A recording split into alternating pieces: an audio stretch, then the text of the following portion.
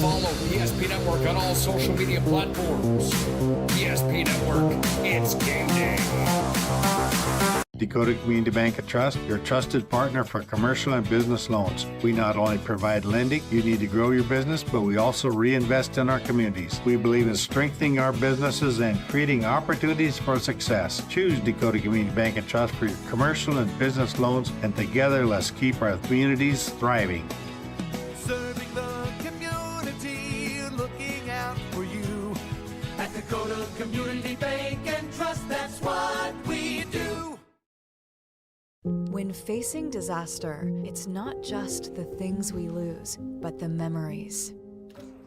But there's hope. ServPro, with decades of experience in Minot and Bismarck, is always ready. Our certified professionals don't just restore homes, they rebuild lives. Because to us, you're not just a client, you're family.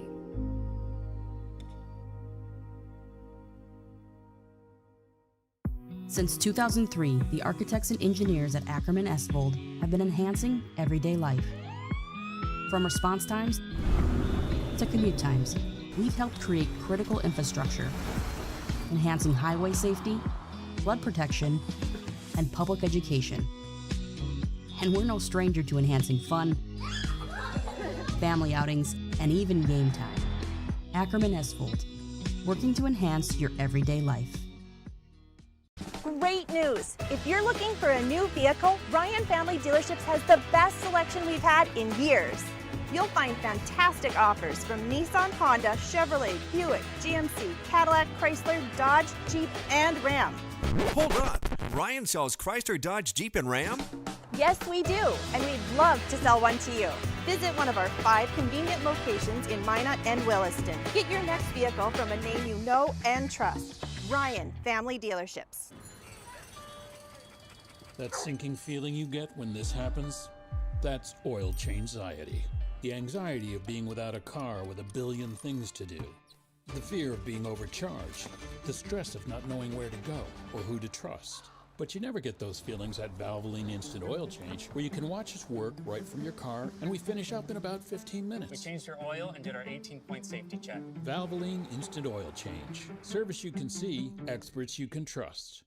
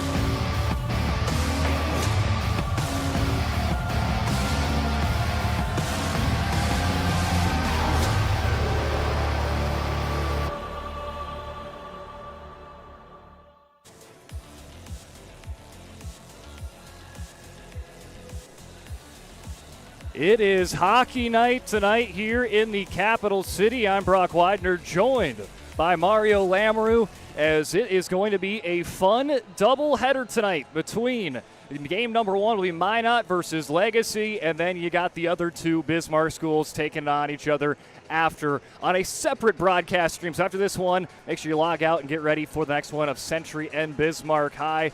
But to start, Minot High 1-2, Legacy 2-1 to start the year, Mario.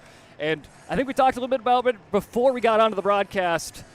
It's kind of different makeup of a lot of the teams, especially with the Minot and the Bismarck schools. And the objective for these teams has kind of changed a little bit strategy-wise. A lot of teams are now doing the kind of more bump and bang, more physical style approach to their teams this year. Yeah, and I chatted with Jordan Willert earlier this afternoon just about, you lost a ton from last year. A lot of leadership, a lot of experience, lots of scoring.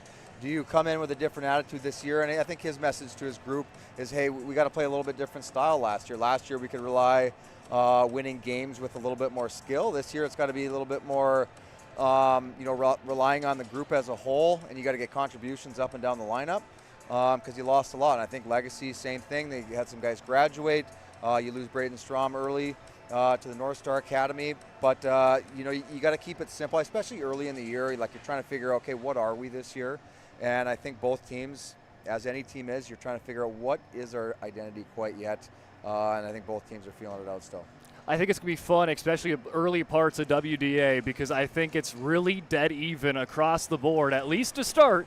And then you're going to see some of those kids really start making the adjustments and that growth moving forward when they get a little bit more of that varsity experience. Well, I think you look at those kids that are Bantams that are moving up, you never know quite how a kid's going to work out, but sometimes some of those kids move up, get an opportunity, and they really blossom.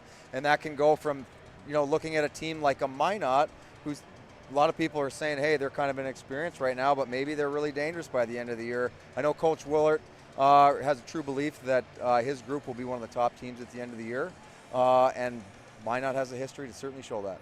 And I think these two teams, they can look at maybe what Mandan has done last week with 4 sophomores that basically, help them really start off 2-0 in the year. You take a look at a lot of their goals. They were brought to them by sophomore players that didn't have any varsity experience heading into the season. I think we're going to see that a lot with, the Minots and the Bismarck schools, so it'll be fun to see if maybe we'll see some of these new varsity players here tonight make a big impact in today's games. Absolutely. I mean, go look at the Mandan. You got Ben Mock with a big, opening couple games for him as a varsity player. A player I'm familiar with, but no surprise for me, smart hockey player, and you're going to have kids like that on every single team that people aren't going to be really aware of yet, but they're going to be dangerous, and they're, that's really going to push some of those teams over the edge, some of those good young players coming up. Yeah, in the preseason poll by the coaches in the WDA, Minot United was picked number 1, 6 first-place votes, but just a few votes, 3 votes to be exact behind them was Century, and then 5 behind them was Legacy, all getting first-place votes. Then it was Mandan, Jamestown, Bottineau Rugby, Bismarck High, Dickinson, Wilson, Hayes, and Beulah.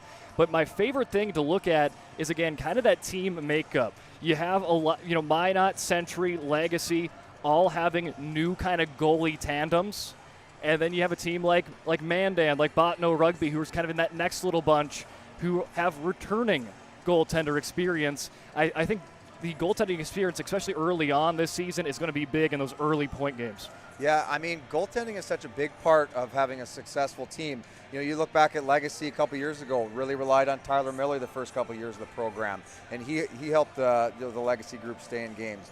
You look at Legacy now, you got Brody Crumweed, kind of the first time being really the starter, and he's showed that he has some flashes to be a really solid goalie. So, yeah, I mean, you got guys with inexperience, but inexperience, sometimes that can be a good thing because you got guys that are hungry, guys that are trying to prove themselves, rather than maybe someone who's been around for a couple of years and they got a little bit of comfortability level. Can't talk, but so it's interesting to see how it all play out, and guys are trying to prove themselves early in the year, and we've seen some great performances. And there's probably some guys that are looking to kind of step their game up a little bit more early. Yeah, we'll talk a little bit about players to watch and a little bit more of things to keep an eye on here for Minot United taking on Legacy when we return on the PSP Network. Being in business for over 25 years, we've learned a lot about why local matters, unlike those guys. We take pride in our work and back our tires with our Plus Plan guarantee to get the most out of your tire's lifespan. Are the tires the same size on all the sides? We strive to provide great value to our guests and lowest prices guaranteed. That's not good. Stop at a trusted tire and auto and get a set of tires from people you know and trust, and will even match those guys.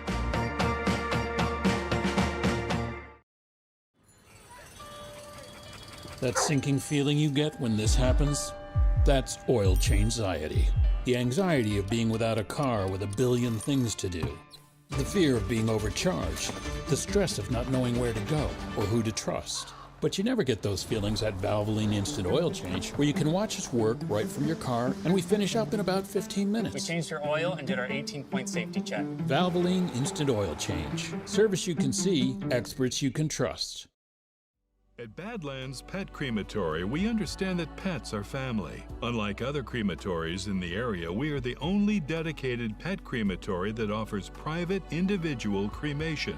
One pet at a time, 100% guaranteed. From start to finish, we personally handle your pet with the utmost care, ensuring that you receive only your pet in return. Choose Badlands Pet Crematory, because saying goodbye should come with certainty and trust. Our initial reaction when we realized he had 2 broken bones was fear. Then once we realized and got a plan with Trinity and our doctor, a lot of comfort. He told me that he can fix my arm, and he showed me a lot of stuff that he could do to help me. Trinity Health Orthopedics is as good as you can find anywhere in the country. A lot of us take pride in that, and that's why we stay here and we keep doing what we do. Trinity Health, making more possible. Breathe in. I can't believe I wrecked my car. There's some things in life we can't control, but what's important is how we respond. At Jerome's Collision Center, they provide the highest quality of service, assuring the job gets done stress-free and making it feel like a breath of fresh air. And to give you peace of mind, they handle the insurance. Are you even a therapist? Don't worry about it. Jerome's, they're the experts. Jerome's.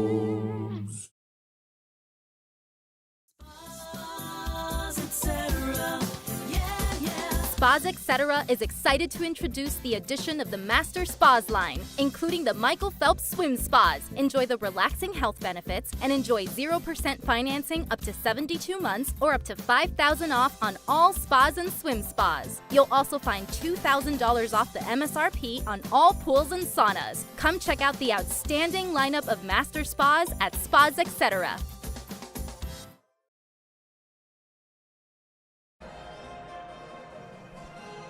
Welcome back into the Valvoline Instant Oil Change pre-game show. It's your locally owned oil change headquarters. 25 years, the Lundins, taking care of people. Local actually matters. Not to mention, this oil change to stay in your car drive-through oil change, typically performed in 15 minutes or less. Find them in Minot and Bismarck. It's Valvoline Instant Oil Change. Speaking of 15 minutes or less, that is time for puck drop here between Legacy and Minot United. But before we get into the opening festivities, Mario, let's start diving in to talking about these players to watch for Legacy and Minot United. And let's start off with the visitors tonight, the Minot United Magicians. And they lost a lot of players that graduated, a lot of players that went to juniors, but 2 seniors that remain on that roster. And we're going to talk about them first. Oliver Thompson, he scored a goal and an assist earlier this year, and last year 23 points. He's their top returning point getter. And then Colt Richardson, 22 points last year, just behind Thompson in that category. Yeah, I think just chatting with Coach Willard earlier today, those are 2 kids they really want to rely on to step up and be leaders for their group. You lost a lot of experience from last year, but I always say that's a great opportunity for someone else to step up the following season. I think he's really going to rely on those 2. Obviously to come in and play well, but 2, to show those young guys coming up, hey, this is how we're going to do things at Minot. I know they have a ton of pride in their locker room in that town for their team, and there's a certain expectation of how they want to play. So those are 2 guys that are going to be keys for their leadership group this year. Speaking about a couple other seniors, Tate Hagenow is going to have a bigger a bigger workload, as well as Jace Lemon. Those 2 seniors, look for them on their respective sides. Again, Hagenow, a senior, had 8 points last year, and then a defenseman in Jace Lemon who had 6 points a year ago. Then taking a look at a couple others, Easton Bradley, a junior, he had 4 points last year. Blake Holland had 2 assists so far this season. And Nolan Knowles, a junior that has jumped up to the occasion to start the year with a goal and an assist. Michael L. has a goal, as well as Quinn Kilmer, Jackson Dahl, and Landon Slind all have goals last year as well. So a couple players there to keep an eye on. But the big question mark, and we'll bring that up on our screen here, is maybe not a question mark, but maybe kind of an opportunity. It's the goalie carousel for Minot United.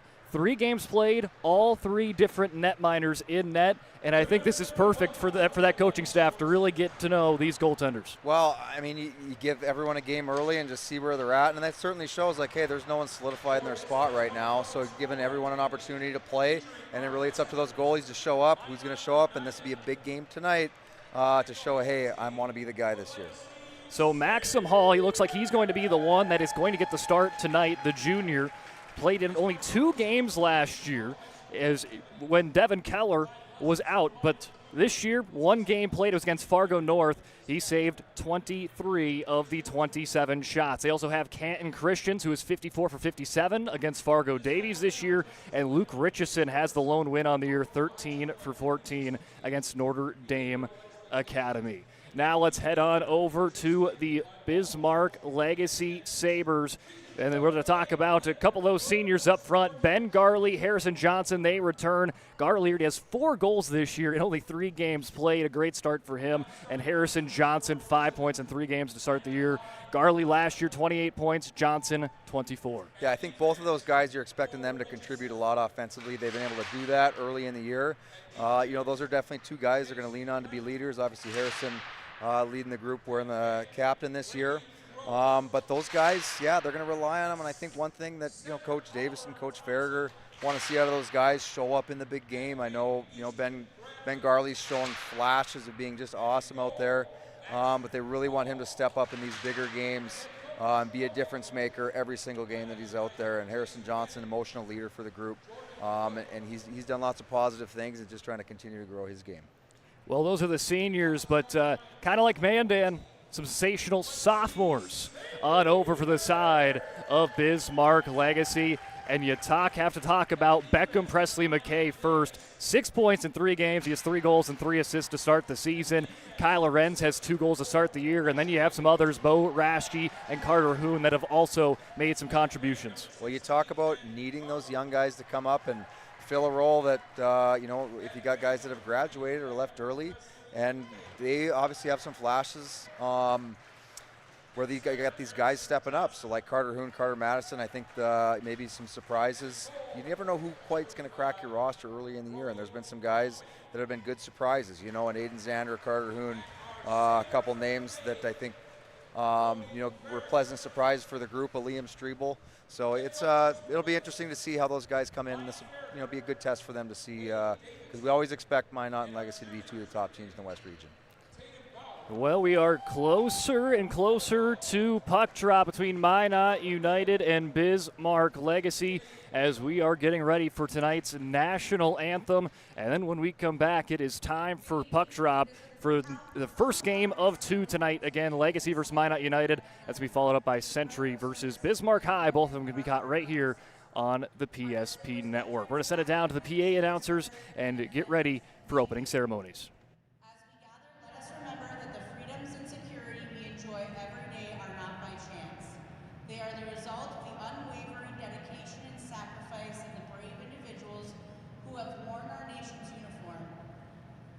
They have defended liberty, upheld justice, and protected the American way of life for generations. This appreciation extends far beyond the uniform itself. It's also for the military's spouses, children, and parents who share in the commitment and endure long separations with courage and strength. Your sacrifices and support are the foundation that allows our service members to do what they do most effectively. Today, let us remember those who have made the ultimate sacrifice and the Gold Star families who carry their memory forward. Their legacy is etched into every flag raised and every freedom defended. So tonight and moving forward, when you see a veteran or a service member, offer them more than a simple thank you. Engage with them, listen to their stories, and let them know that their contribution has not gone unnoticed. You have had a deep connection to the military to let them know you care and appreciate what they do.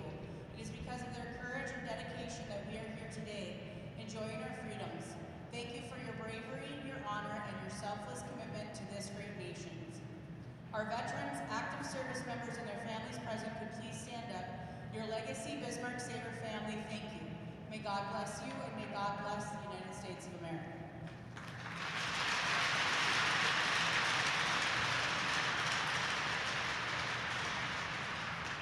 Tonight's colors are presented by the Amex Post 9 Community Honor Guard.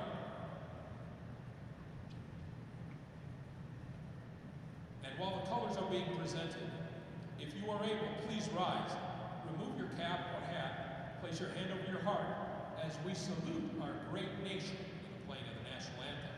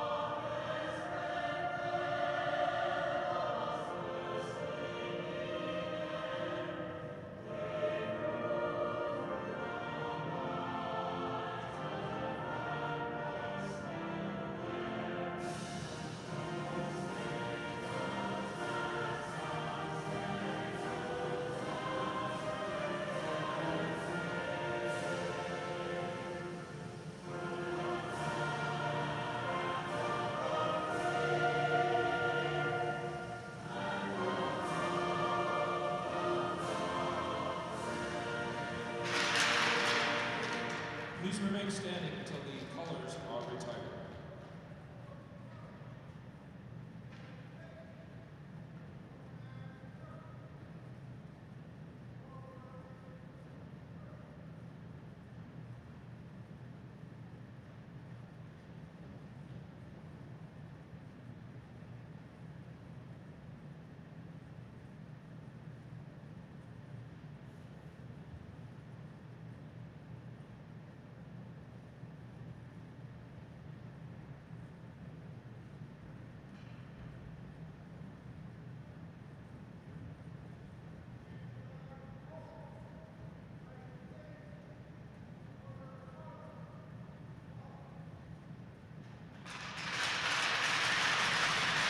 That was tonight's national anthem here on the Valvoline Instant Oil Change pregame show. Puck drop coming up when we return on the PSP Network.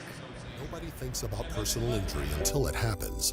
But when injury strikes, so will your bills and the turmoil and everything you'll miss out on. It's a mess and you need someone to help it all make sense.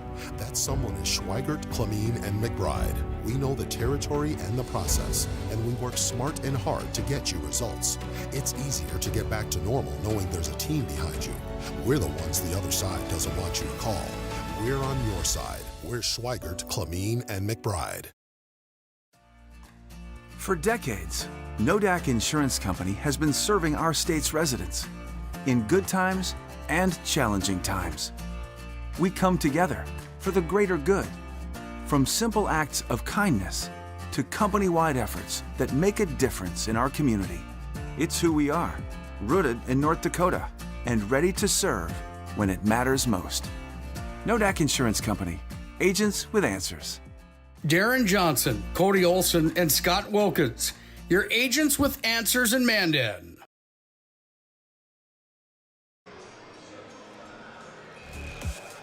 It is time for Puck Drop. I'm Brock Widener, joined alongside me Mario Lamoureux, and we are ready for Legacy taking on Mandan. Taking on Minot. Minot moving across your screen left to right, and Legacy in their veteran appreciation camo moving right to left. Scooped up by Minot. Oliver Thompson sends it down. Nice save by Crumwoody and getting it out into the corner. Taking around the net is Evan Davis. They'll jam it up top, getting into the neutral zone. Laying in a nice check there. Playing some physicality. The alternate captain, Ben Garley. Stretch pass. Garley was going for a line change and tips it down the ice.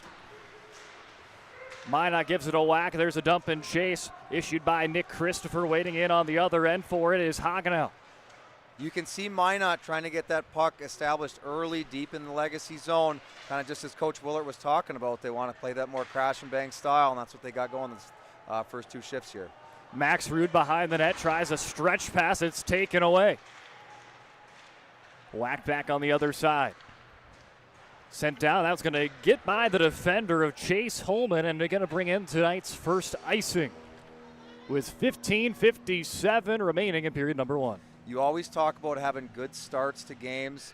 Legacy wins their opening draw, but just like a couple missed passes early, and all of a sudden, Minot's had the puck down at the end the first minute of the game here. So they got to kind of clean up their passing. It's still early, and you're trying to feel things out, but they got to sharpen up a little bit. Face-off won by Thompson. But Legacy trying to get this puck back. Instead, it's going to stay on the stick of Hagenel. Hagenel leaves it back to Christopher. Christopher to Al right on the blue line. Quick snapshot. That one denied. And Holman with a nice opportunity, though. Had a spot in the open net, but Crumwoody with the save. Legacy on a 2-on-2. Going to dump it in and chase after it.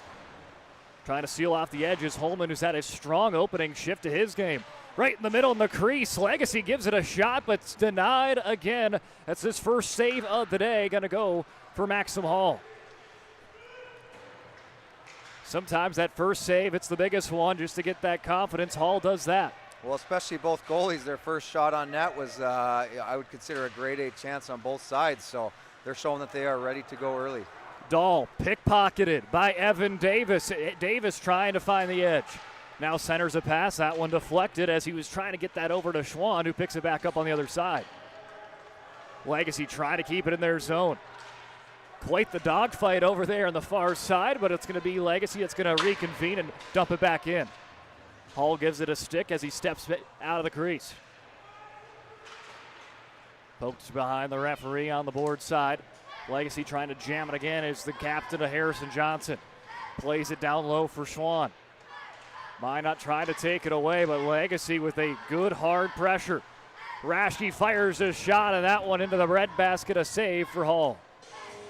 Yeah, both teams throwing their weight around a little bit early, so I think you're really trying to establish yourself, get the other team back on their heels. You can do that by being physical. I think early in any game you want to assert yourself physically, and I think both teams are really trying to set the tone in that area. Minot had the puck possession for the first minute and a half, and then the last minute and a half was Legacy. Let's see what we got in store for the next 14-20. Here in period number 1, nice check there for Bo Raschke, a sophomore. Talked about it, one of those sensational sophomore starts for Raschke and the Sabres. Ben Garley, little dump pass that is taken away by Caden Daniels. Catching Legacy on a change. Daniels rips one, and he buries it. Minot United up 1-0 off of Daniels' shot. Yeah, they came in, capitalized off of that turnover at the blue line from Legacy. So what turned into what looked like a grade A at the Legacy end turns into a grade A at the Minot end. Just two separate different execution levels, and Minot's able to capitalize on the Legacy turnover.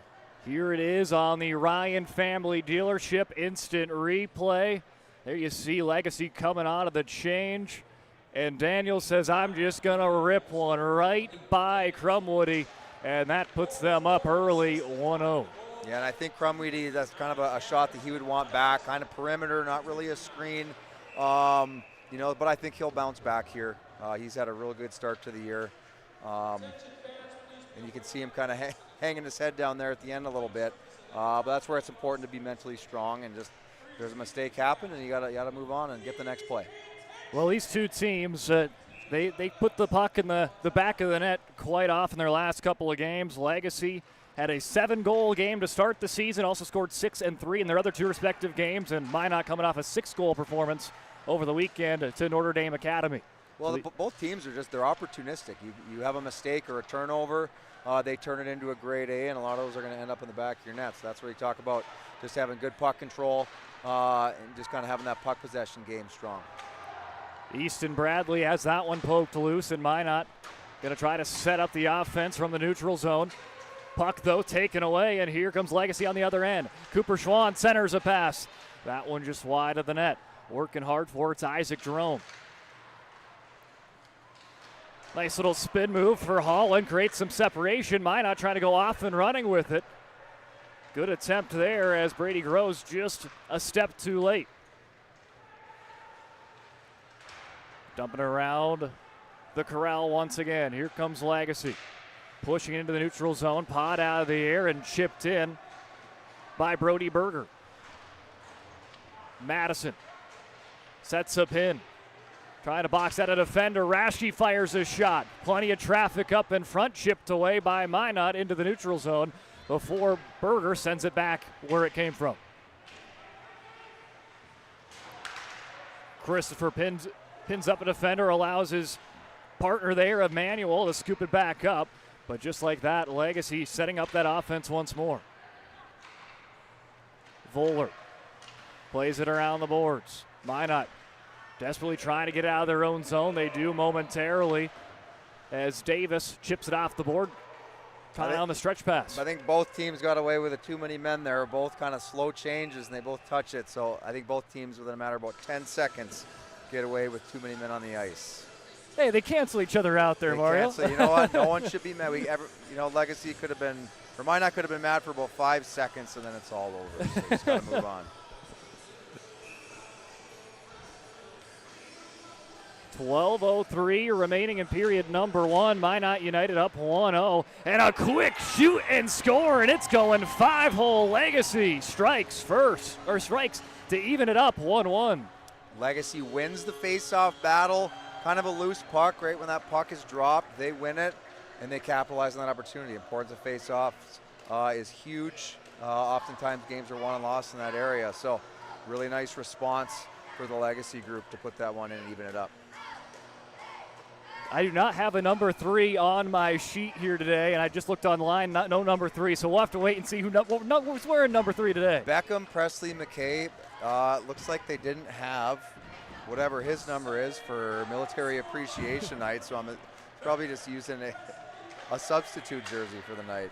Oh, so there you go. You are right. Beckham, Presley, McKay, and we talked about him pregame, about the sophomore who had 3 goals in 3 games. Well, hey, 4 goals in 4 games, not too bad at all. He's just a smart hockey player. Makes a lot of, what I would just say kind of a little bit underrated at times, but he just makes a ton of plays down low, off of cycles. You can see here, wins a battle. But he's a kid who, his game really jumped up. He got committed to the weight room, a year or 2 ago, and you can see his game really blossom from being committed to that. So that's good to see from him, and they definitely need him to step up this season. And we talked about those young players in the WDA this year, really highlighted, and he's going to be one of those highlight sophomores for sure, as hand pass is going to bring us another face-off.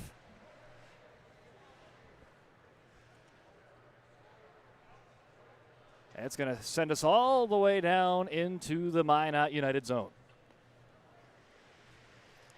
First look here at Legacy's, I guess what's listed as their 4th line, but one surprise player for Coach Davison on Legacy has been Liam Strebel. They've been really happy with him, happy with his energy and how he's done early in the year. And again, one of those guys you're not quite sure what you're going to get out of him early, but he's starting to push for more ice time, from what Coach Davison said. Well, and the bottom 6 on offense is usually when you get to postseason play way down in February and March. Those are your difference makers, because those are the ones that can really tip the balance when they're called on their shifts. Absolutely. You need those guys to chip in. A lot of times top lines will almost cancel each other out. So it's like, who could score on your 2nd line, your 3rd line, your 4th line? Who can get that contribution when the game is really tight, especially in a playoff setting? So those are the kind of guys that you need to step up, and you hope that their game really builds over the course of the season and they can be bigger contributors later on. Yeah, I really look at, Botno Rugby last year. Come into the WDA tournament as the 6th seed. They punched their ticket to state. Their 3rd line full of sophomores, a huge reason of it. Yeah, but you talk about the depth. Everyone's got their top guys, but I think sometimes it's those unsung heroes that make a big difference when it matters. Legacy wins the draw, but it's poked away by Minot as Holland is going to be called on offsides, as it looks like Easton Bradley beat him across the line. You can tell the tensions have kind of cooled a little bit. Everyone's first 2-3 shifts, intensity's high, and this is really where you kind of see, okay, how is each team kind of playing, the system that their coaches want them to play? What kind of intensity can you maintain? And this is kind of where this part I enjoy about hockey kind of turn into the chess match.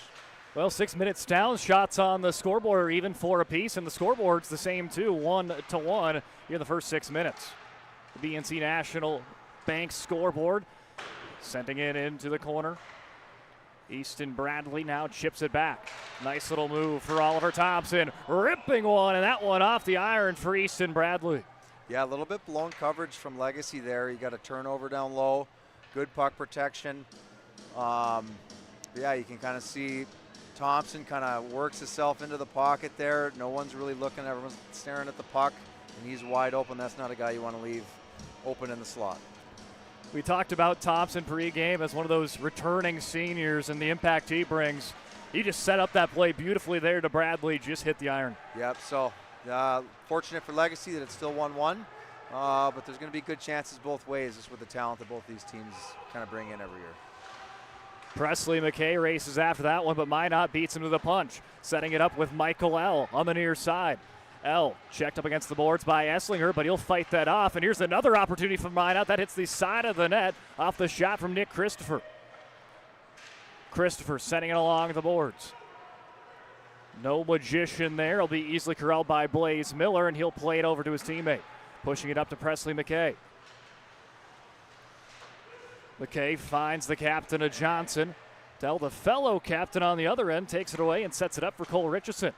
Richardson to Christopher. That one blockered aside by Crumwoody. Loose puck. It's going to be taken away by Legacy, trying to see if they can get a run to go. Presley McKay just missing wide on that one. Not sure if Hall got a piece of it or not. Beckham Preston McKay's been all over the ice, forechecking hard, creating turnovers, obviously has the one goal, but doing a lot of things to get puck possession. So I think you look out for him. Minot's got to keep an eye on him because he'll keep creating chances if they're not smart with the puck. Evan Davis fights through some contact before that's flipped up in the air by Richardson, and that's going to bring up a whistle with 9:03 remaining here in period number 1. And BNC National Bank scoreboard shows 1-1 apiece. So far, a pretty dead even game here, Mario. Yes, it really is.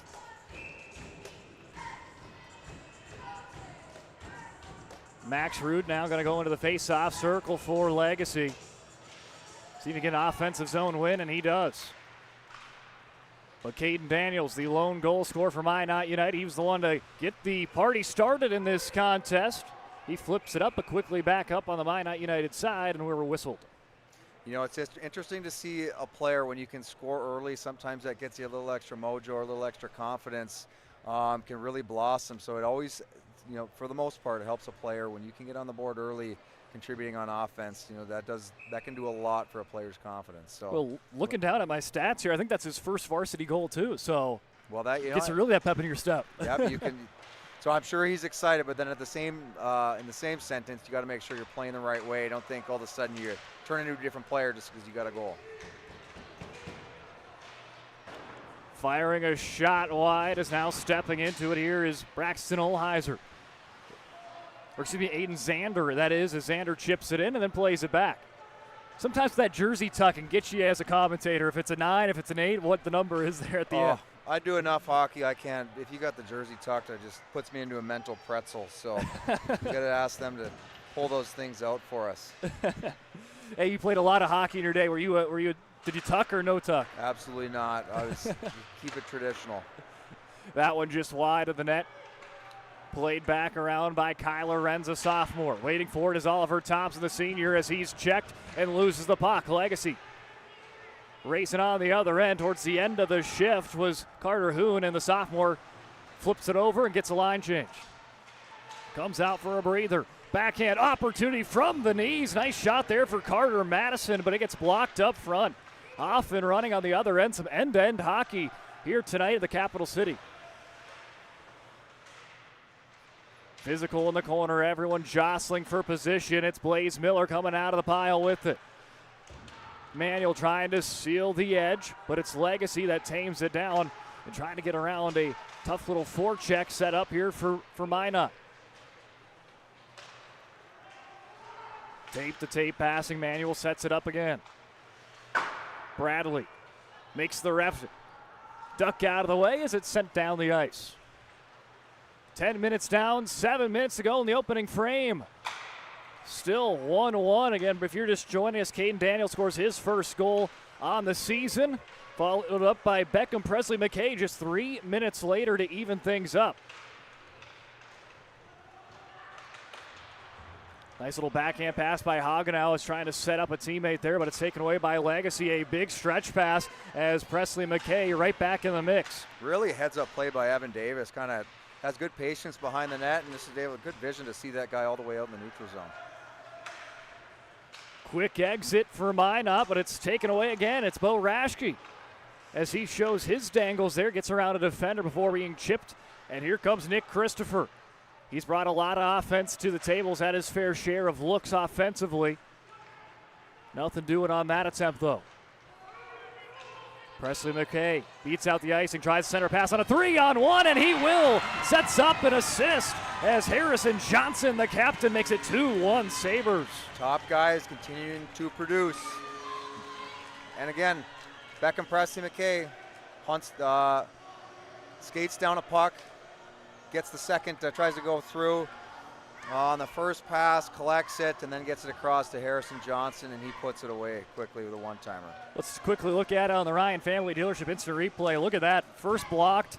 McKay keeps with it and sets it up. A beautiful pass, and Harrison Johnson nets his third goal on the season. I don't know where the Minot guys were, but that was a lot of Legacy jerseys, and it's too many Minot guys around. hey, when you wear camo, maybe you can blend in a little bit on the ice. That would be a perfect excuse if your coach would ask you what you're doing. You say, well, I didn't see him. I don't think that's going to fly in the locker room, but you can give it a try. But you can always try. Doesn't hurt for an effort-wise, but hey.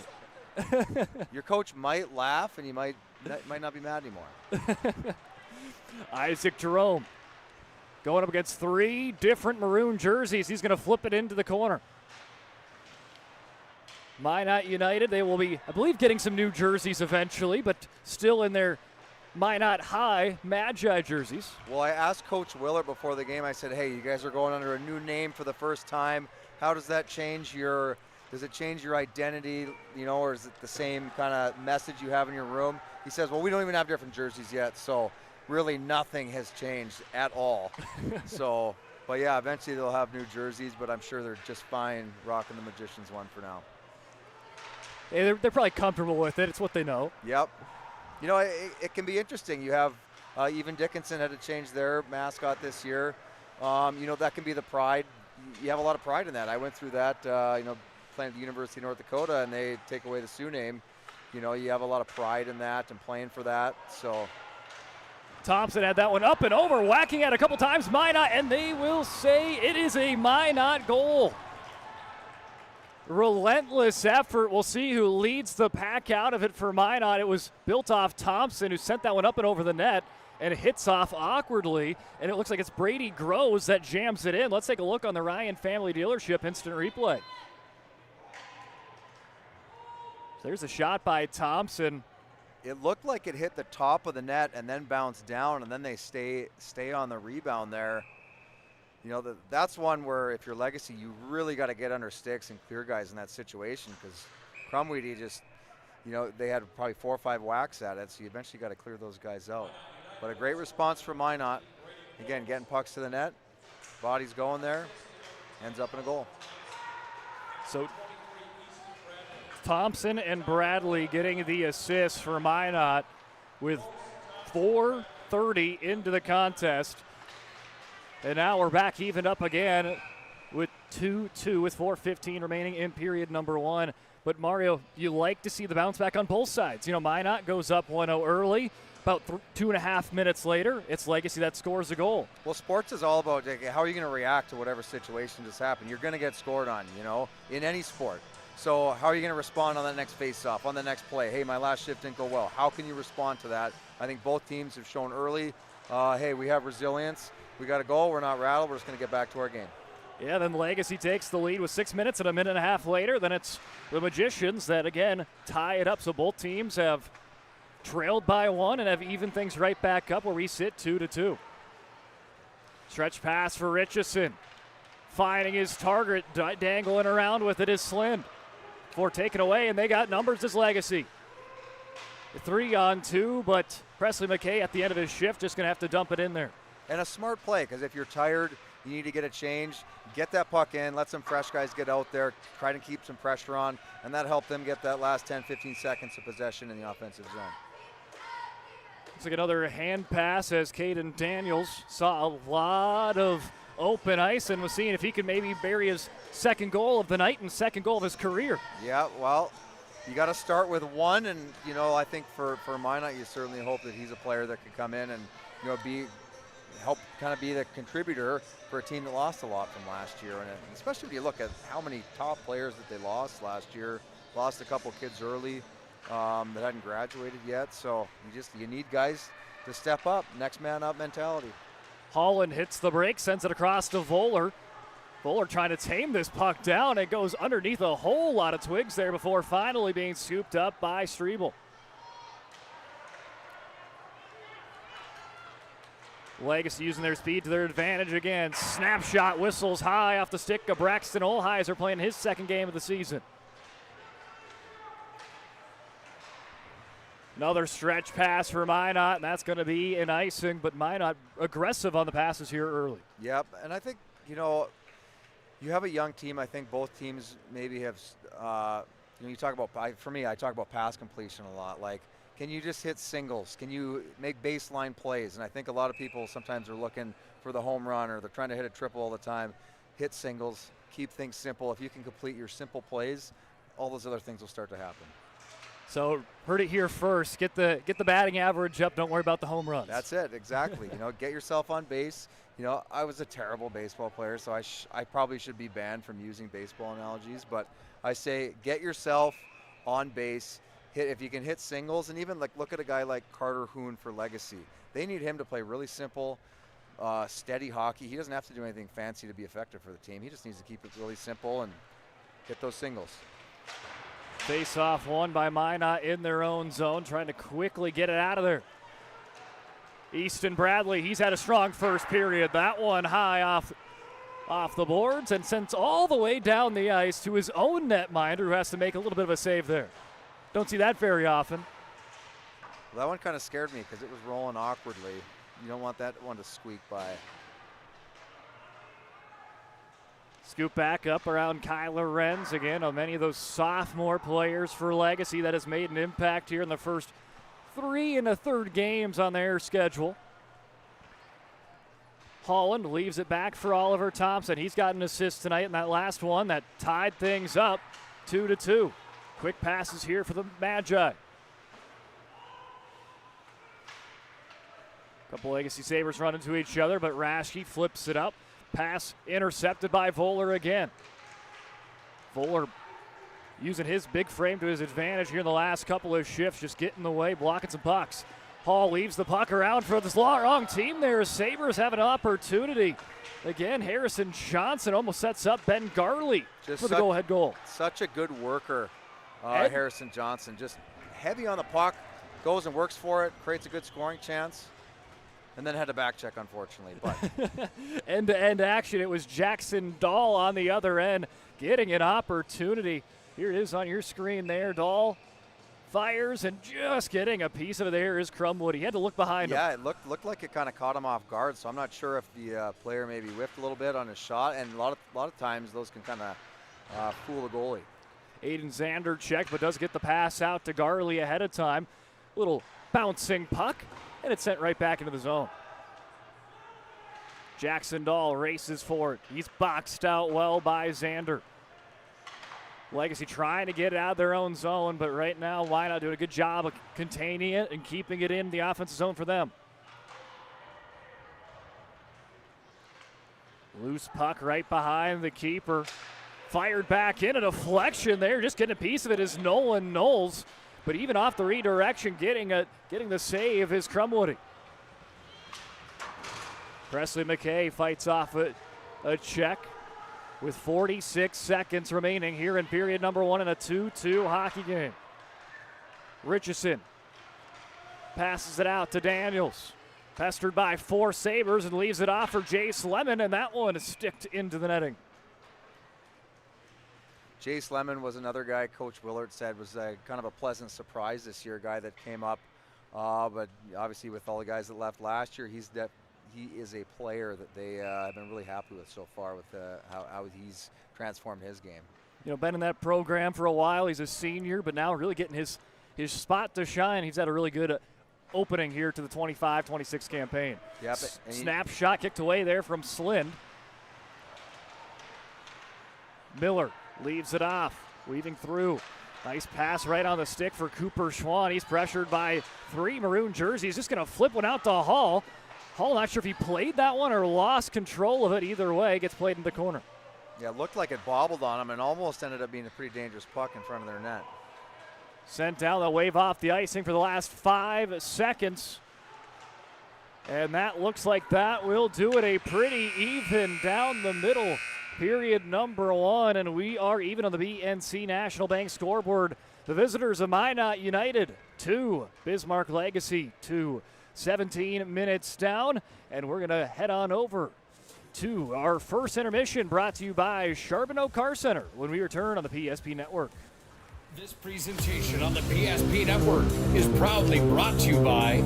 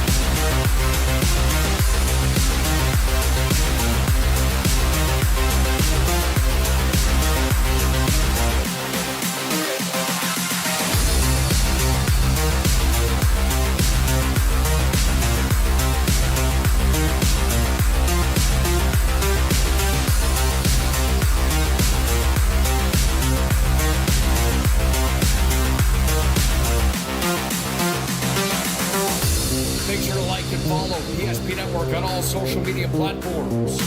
PSP Network, it's game day.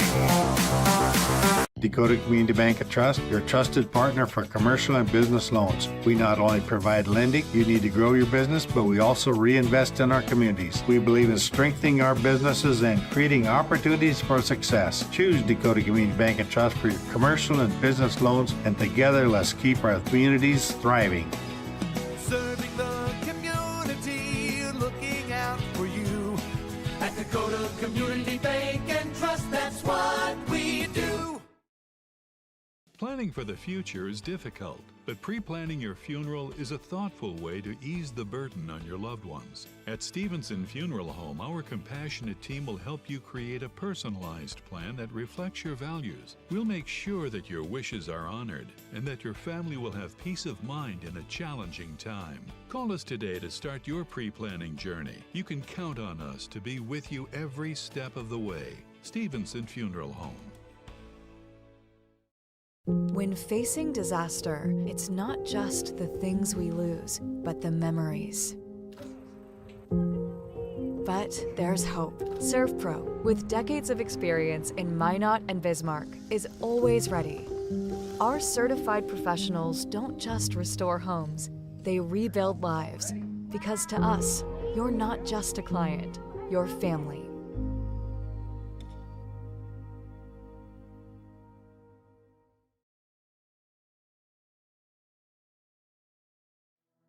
We started with small beginnings.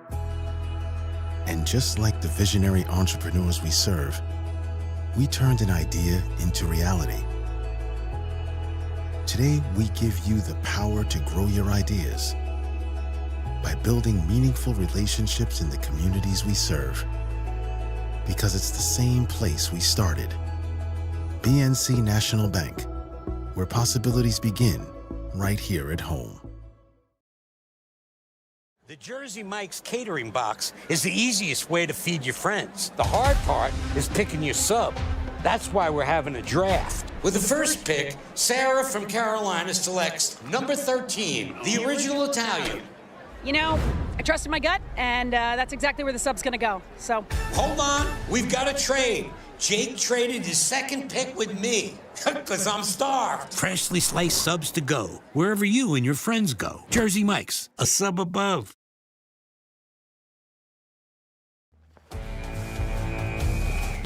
Every football fan has their Sunday routine. Maybe it's setting your lineup, firing up the grill, or claiming your spot on the couch.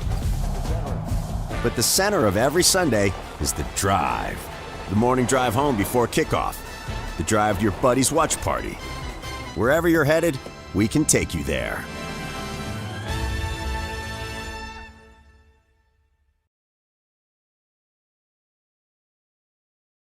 At Shots Crossroads, we make 8 gallons of homemade ranch dressing every day. So you can smother your dinner salad with it, dip those crispy golden French fries in it, and dunk your breaded chicken strips. You can even cover your... Wait, no. You can't put ranch on steak. Or can you? Shots Crossroads. Don't forget the ranch.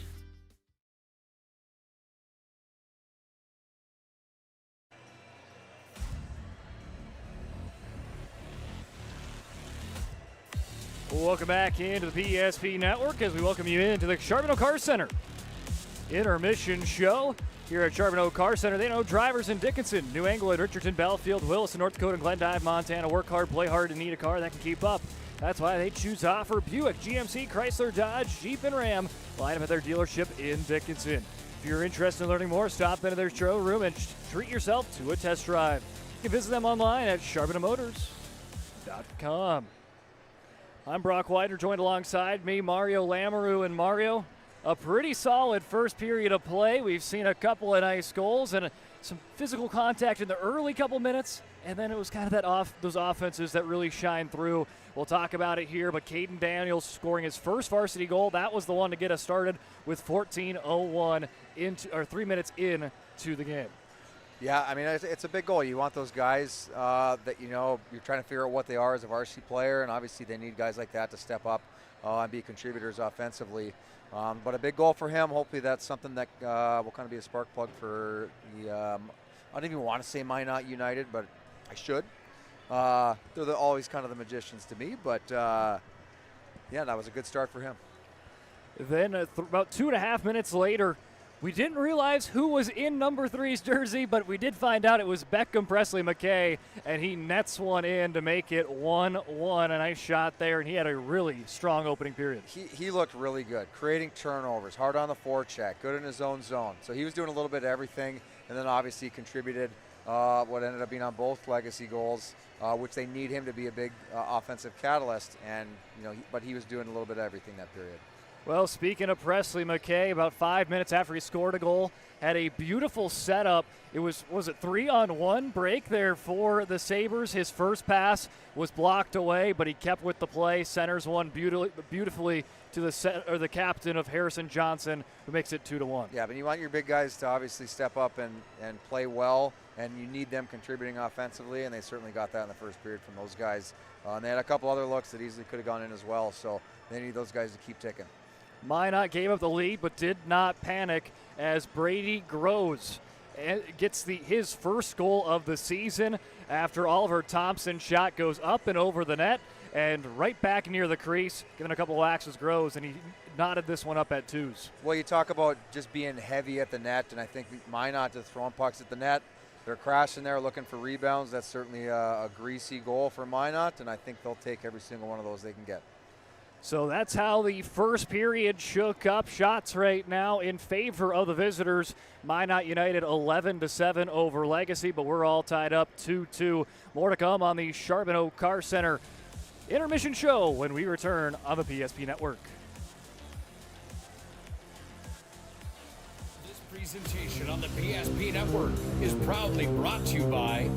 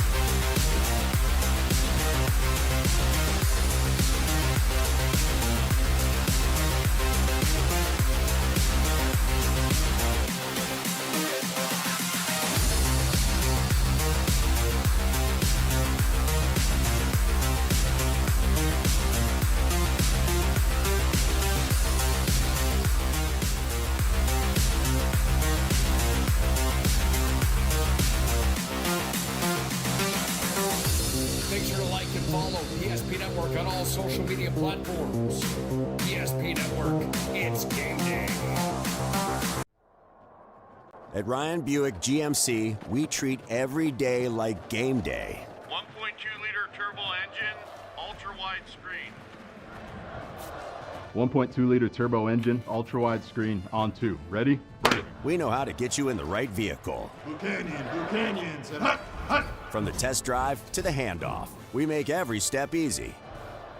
This season, start your drive at Ryan Buick GMC.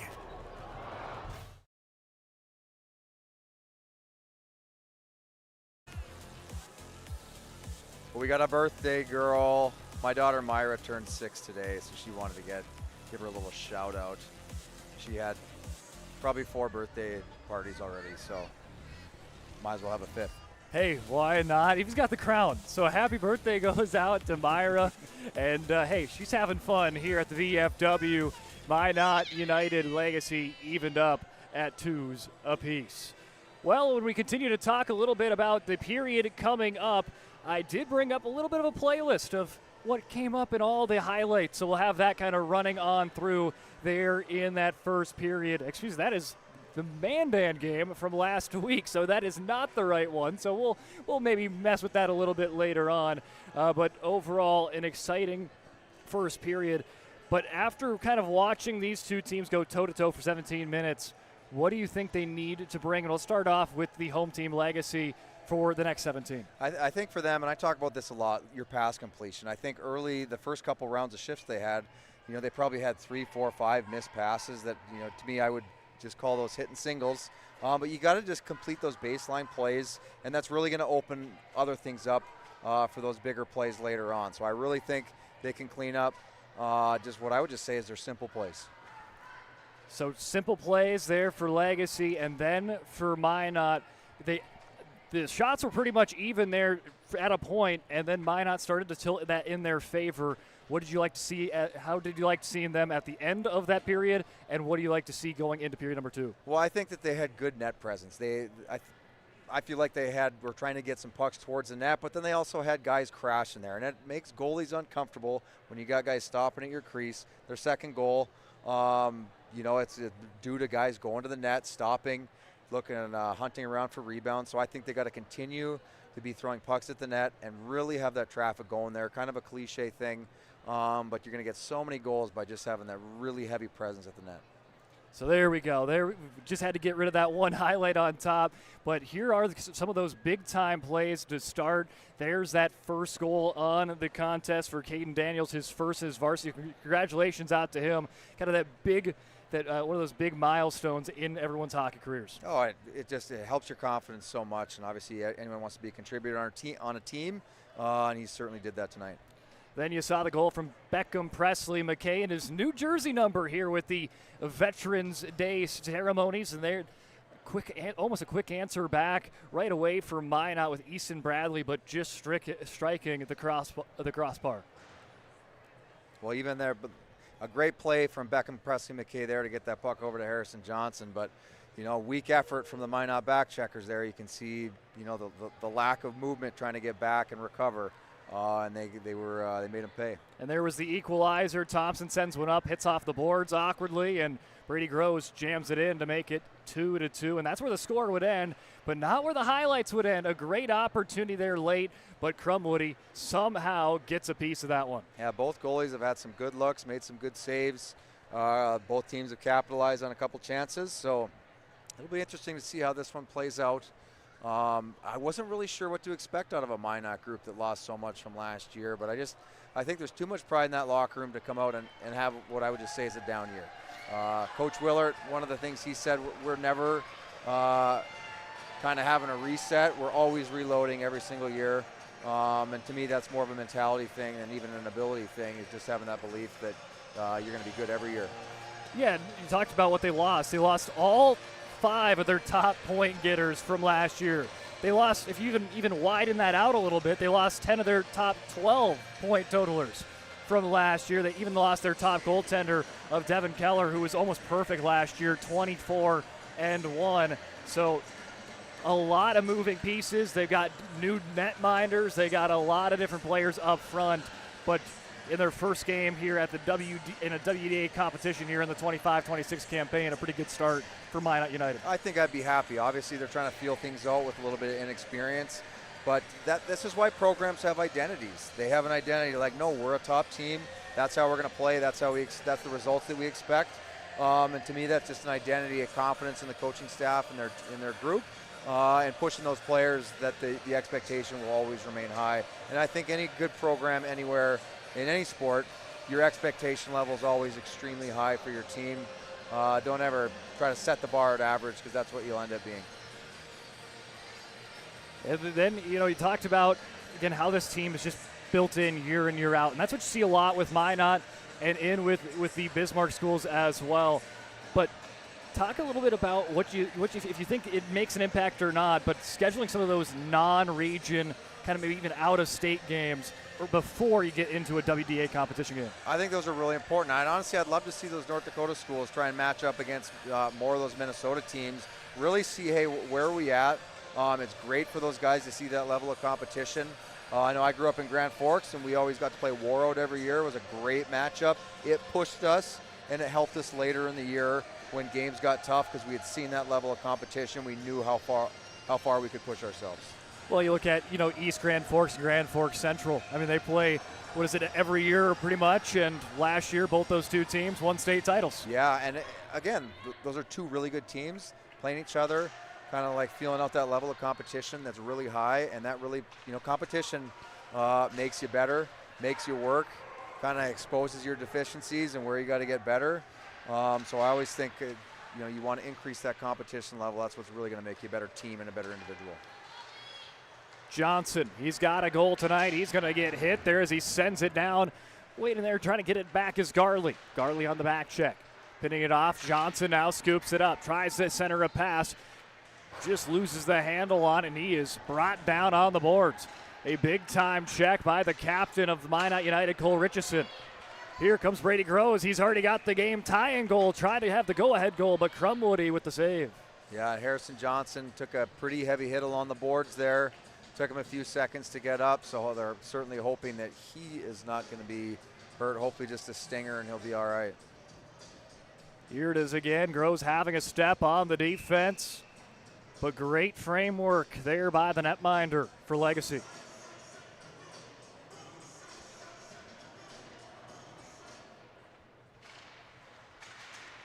As Rude wins the face-off draw against Christopher, sent down around the boards. Left for Esslinger. Esslinger trying to jam it forward. Going to get some help. Legacy had the numbers 3-2 out of that scrum. And they'll be the ones to come away out of the pile with the puck. Isaac Jerome sends one near the net, but doesn't quite make it there. The wraparound for Jerome to the blue line. Shot fired for Blaze Miller. It's blocked up front. Minot United trying to flip it back on their side, and here they'll have an opportunity. Shot saved. A second attempt off of Christopher. Still whacking on it. Blue line. Crumwoody will finally swallow it up. Made about 5 saves there.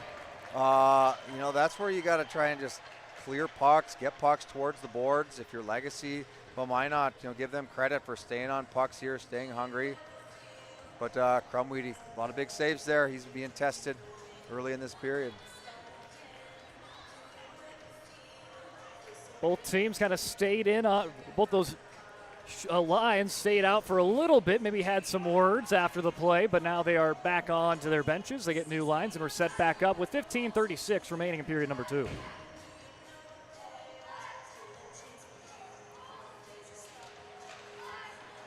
Face off, one in their own zone by the Sabres. Trying to chip it around. Finding it in to Kilmer. Off the boards to a pass to Richardson. He lets one go. Puck right there in the crease, but fishing it out and keeping out of the net is Davis. Nice effort there for the Sabres defenseman. Well, that's helping out your goalie. That's your job right there as a defenseman, and does that excellently, does Davis. Yeah, good start from Minot, really trying to put pressure on. Again, they're throwing those pucks at the net, and they got traffic there to try and get those second, third pucks. So they got to continue to do that, and hopefully they'll be able to capitalize on one. It's been a pretty eventful first 2 minutes here in period number 2. Now offensive zone face-off for Legacy. Snapshot, that one deflected off as Carter Hoon fired one in.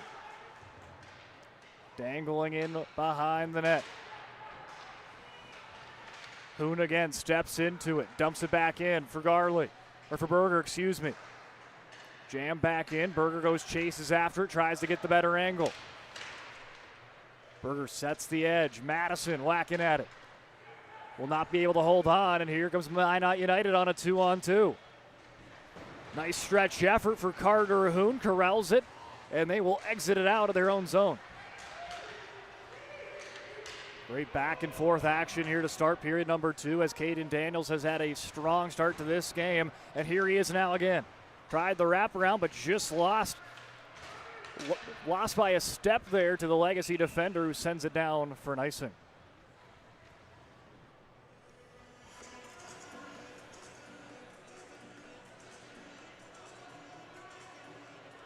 14-13 remaining as Minot United starting to tally up the shots in their favor, 15-7. I believe Legacy has yet to get an official shot on goal here in the second period. Harrison Johnson's back out there, so that's good news for the Legacy group, just being their captain and emotional leader, because he was laboring there on his last shift, so that's good to see. Thompson called out a face-off circle, so Bradley going to have to take part in it as he has it in the corner. Bradley seals the edge, allows Thompson trying to set up the offense. Hits off the pad of Crumwoody and off and running. Garley to Presley McKay. He's got some wheels. He wins the race. Pushed up against the boards by Lemon. Minot doing a good job of trying to equalize there and try to quiet Presley McKay the best to their ability. As there he is again. Presley McKay lose that puck, and here comes Minot again on another 2-on-2 chance. But someone jumped a little on the cross the line early. It looks like Groves beats Bradley across the line. You know, one of the things that you really have to, a good team can recognize, like, hey, we got the other team's top line out there, of really trying to make them work for their scoring chances, make them work all the way back deep into their zone. So they got to take all that effort to get that puck to the offensive zone, and you just try to make them work harder for any of the chances that they're going to get. And that really starts with good puck decisions, having good sticks with all 5 guys on the ice. I think there's got to be a little bit better awareness, okay, when each team's top line is out on the ice. The net is off the bearings as they'll put that back on. As going into it, there was Nick Christopher as they'll usher him out. I didn't really see what happened with the net coming off, but... Well, they are opening the penalty box, which would be our first penalty on the day. Minot bench trying to plead their case, but it looks like we'll have the first power play on the night. Going to come at 13:23 left in the second, and it's come at the hands of the home team. Legacy going to go on the man advantage. And I think you can look for kind of them to get that puck to the top here and look for probably Harrison Johnson on the right flank, and then see if he can kind of develop some plays from that position. Well, what an opportunity this is. Minot kind of maybe had the offensive advantage here in the first 4 minutes of period number 2, but now Sabres are going to have a nice chance with a man advantage. Well, certainly a good opportunity. Like, Minot's controlled here the first few minutes of the second period, so this is could be a good turning point in the period for Legacy if they can capitalize. Raschke on the blue line, looks down low, he wants it back. Raschke to Johnson. Some quick passes, but that one going to get given up and sent back down by Minot. Nice heads-up play by Michael L. That's going to kill a couple seconds on the Legacy power play. Setting it back up, Isaac Jerome. He swiftly navigates the Minot defense. Jerome takes it to the house, and it's a save once again by Hall. Jerome to Johnson. Raschke has it now on the far side of the blue line. They'll work it down low. Jerome to Johnson. Here comes Raschke. One-timer off the pad of Hall. Legacy corrals. They'll try it again. Raschke wants it. They won't give it to him. They'll put it in Johnson in the corner. He'll use his speed, wins the race to it. Johnson with his head up. Plays it to Raschke. Another one-timer for Jerome. Sails wide. Why not try it again? This time Jerome couldn't get the one-timer, so he'll play it in the opposite direction. Raschke fires one on net, and McKay almost gets a piece of it, but Hall is there. Yep. Some good shot attempts from Jerome, but you really got to hit the net there to try and hit your spots if you're going to take those shots. I think what they're really looking for is to kind of work that puck off the left side and then kind of hit Harrison Johnson coming down, but he's got to get a little bit better movement so he can receive that puck and be in attack mode at the net and try and draw some defenders to him. Face-off won by Legacy. Almost lose the puck, so they just kind of chip that one in, and Minot will buy them some time for a breather. Sent down the ice, and Blaze Miller will retrieve it. Miller hits the Jets. Gets by not one, but two Magi before being chipped back up. 11:40, and looks like we're going to have is it a high stick or delayed penalty there? Yeah, it looks like it was just a high stick. Played with a high stick, so face-off will go down to the Legacy end. 16 seconds remaining in the power play. After the exciting first minute of the power play, Minot United doing a good job of kind of quieting down the Sabres after was it 2 or 3 one-timer chances there with Jerome. Yep. And then the second unit comes out and they can't quite get that good puck possession. Couple of mishandles, and then on that last rush, you're not able to get that puck behind the Minot D, and then they're able to clear again. Minot pressuring of Miller. Hard falling into the board, so that will be it for the first. A successful penalty kill there for Minot United. Took us about 20 minutes of in-game action to have a penalty, and Minot United, though, going to keep this one tied on the scoreboard 2-2, and a hand pass brings out a whistle. You know, I'll go back to, you look at the Legacy power play, you go back to pass completion.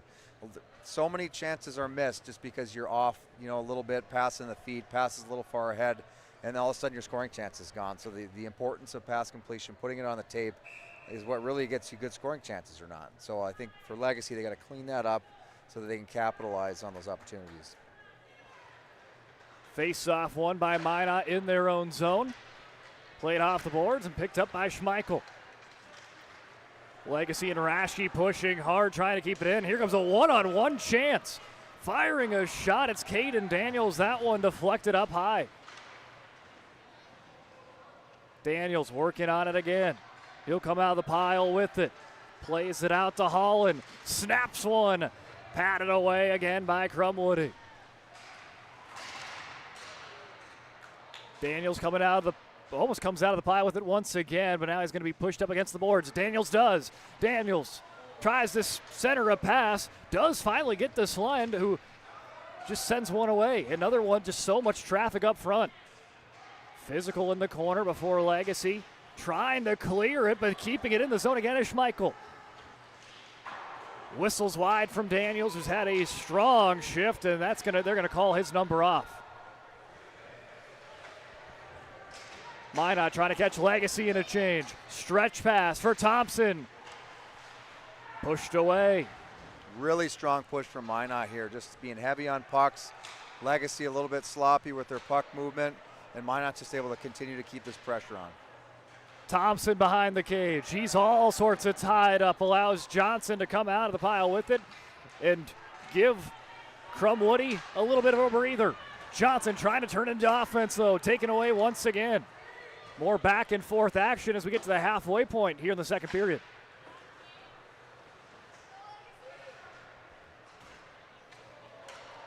An errant pass that's going to go all the way down into the corner and allows Minot to bring in some pressure again. They come away with it. Richardson sets up beautifully, and it does trickle in. The goal getting credited to Easton Bradley.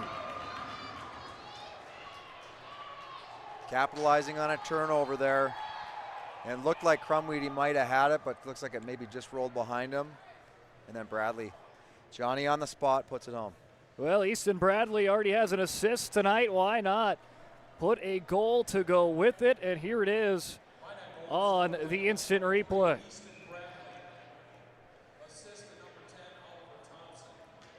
Yeah, just ripped it 5-hole.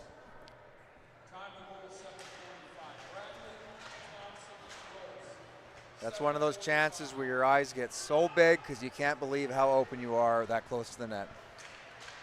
And it all was, again, that you talked about with those passes, just kind of an inherent pass, allowed Minot to force some pressure, and it pays off for Minot United. They're up 3-2. Well, they get the puck. Legacy gets the puck behind the goal line, and it's just kind of a soft rim, really, to no one.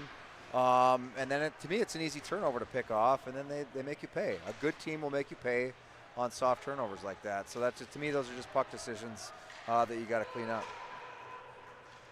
Theodore Manuel now, he's going to face some pressure on the forecheck, and now going to bring up Kyle Lorenz. Quick shot, that's kicked away.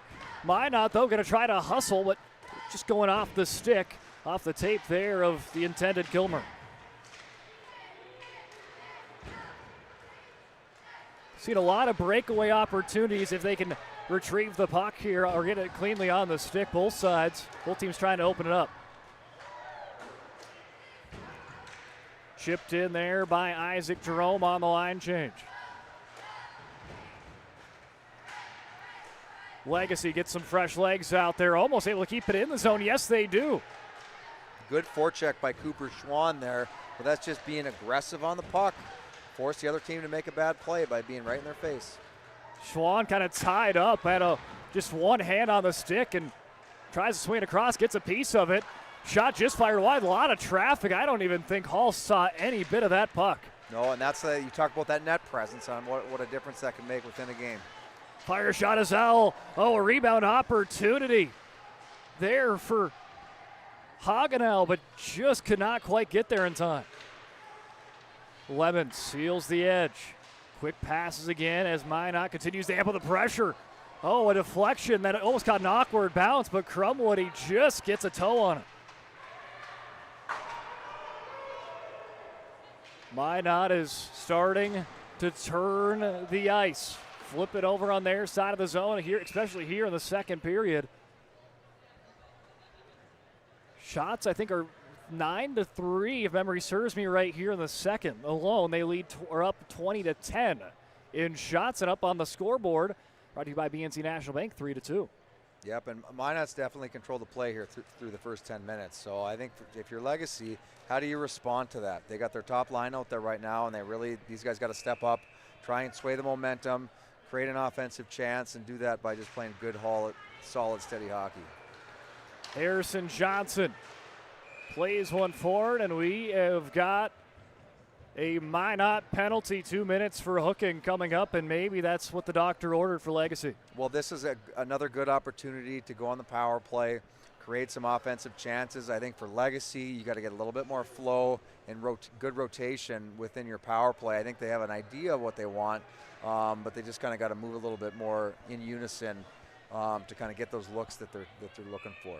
Legacy 0 for 1 on the power play. That first shift looked pretty solid on a couple of opportunities, but other than that first 40 seconds, Minot was able to get some nice dump downs and just chew up that clock last time around. Yep, and Jerome, some good shot attempts on the last power play. One thing I try to look at, how far are you making the goalie move when you're taking those one-timer shots? Anytime you have a seam pass that's going across the middle, if that goalie has to move all the way across the crease, those are tougher saves. But if you got the puck, sliding down to Jerome, the goalie doesn't have to move that far. So you really got to hit your spot Ovechkin style if you're going to get a goal there. So he's really got to hit the net if he's going to take those shot opportunities. I know Ovechkin makes it look easy, but I promise you it's not. It's not easy. Johnson. Urashki plays it down to Johnson. Trying to open it up. Plays it down low. Johnson waits for it. Gets it back as the captain. Rashke finds it on to Garley. Jerome chips it on the other direction, trying to open up the crease once again. Rashke to Jerome, one-timer. That one wide again. But again, you look there, the goalie doesn't have to move that far to get into position to take that one-timer. So I'd like to see that puck kind of come a little bit more across the middle of the ice. Presley McKay working down low. 45 seconds down in the power play. Rashke to Jerome. Nice pass, opens it up to Johnson. A little bit of hesitation. Hall makes the save, and then it hits just the side of the net there. I think it was almost a friendly fire there from a Minot defender. Not a lot of net presence from Legacy. They have kind of perimeter passing going on, all on the outside, but no net presence. So even when your shot attempts do get through, there's not really anyone there to get in front of the goalie. And Hall's going to make those saves. If you have a perimeter shot, no traffic, he's going to make those saves. So you have to have better presence if you're going to shoot the puck, or you got to have more movement up top. Right now it's just too stationary.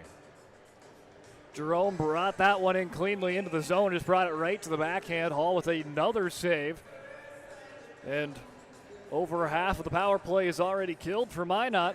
47 seconds, and they're back to even strength. Give United a face-off win, and they will exit that one into the neutral zone. Picking up right at the center line is Johnson. He'll play it out to Rashke. They kept that first unit on for the power play so far the entire minute and a half. Again, you even look at a simple pass like that you missed, and all of a sudden your rush is half gone. Jerome checking the boards. Presley McKay now works with it. His pass behind Johnson, and that's going to now bring out the second power play unit for Legacy, but they'll only have about 10 seconds to work with. Rashke, he's been on for the entire 2 minutes. Backhand pass, trying to set it up, just missing on that one is Rude, and even strength is Minot. 2 for 2 on the PK. And really, to me, no really grade A chances on either power play right now. So I know Coach Farragher and Coach Davison certainly something they talk about is having good movement on the power play. So I assume that they'll try to make some adjustments into the third or do a little butt chewing, one of those two. There's might be a little bit of a frustration penalty on Legacy. Looks like maybe sitting out the knee a little bit there on that, but definitely a penalty. Yeah, and that's going to be on Kyler Renz. So now we get to see Minot United's power play for the first time. Well, this is could be a crucial point during the game. Minot's got a 1-goal lead. Legacy just had 2 power plays that they didn't really generate much. If Legacy or Minot can come out and be sharp here and capitalize, all of a sudden this game is like totally different. It's going to be hard for Legacy to climb back in.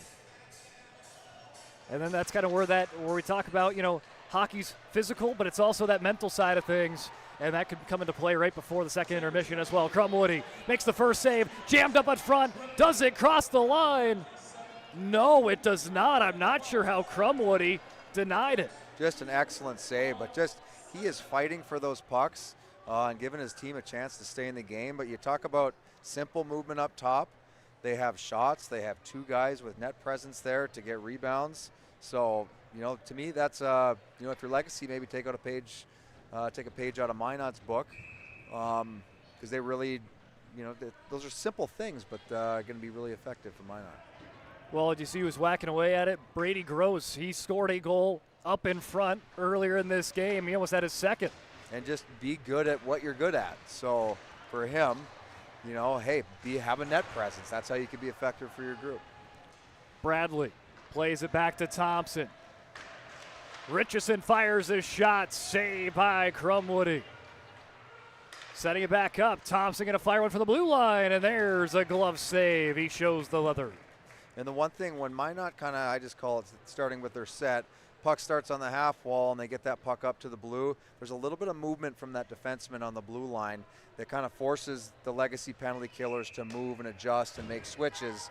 And that's where I think they're doing just a small thing that can make a big difference in just creating space and giving yourself a little bit more time with the puck.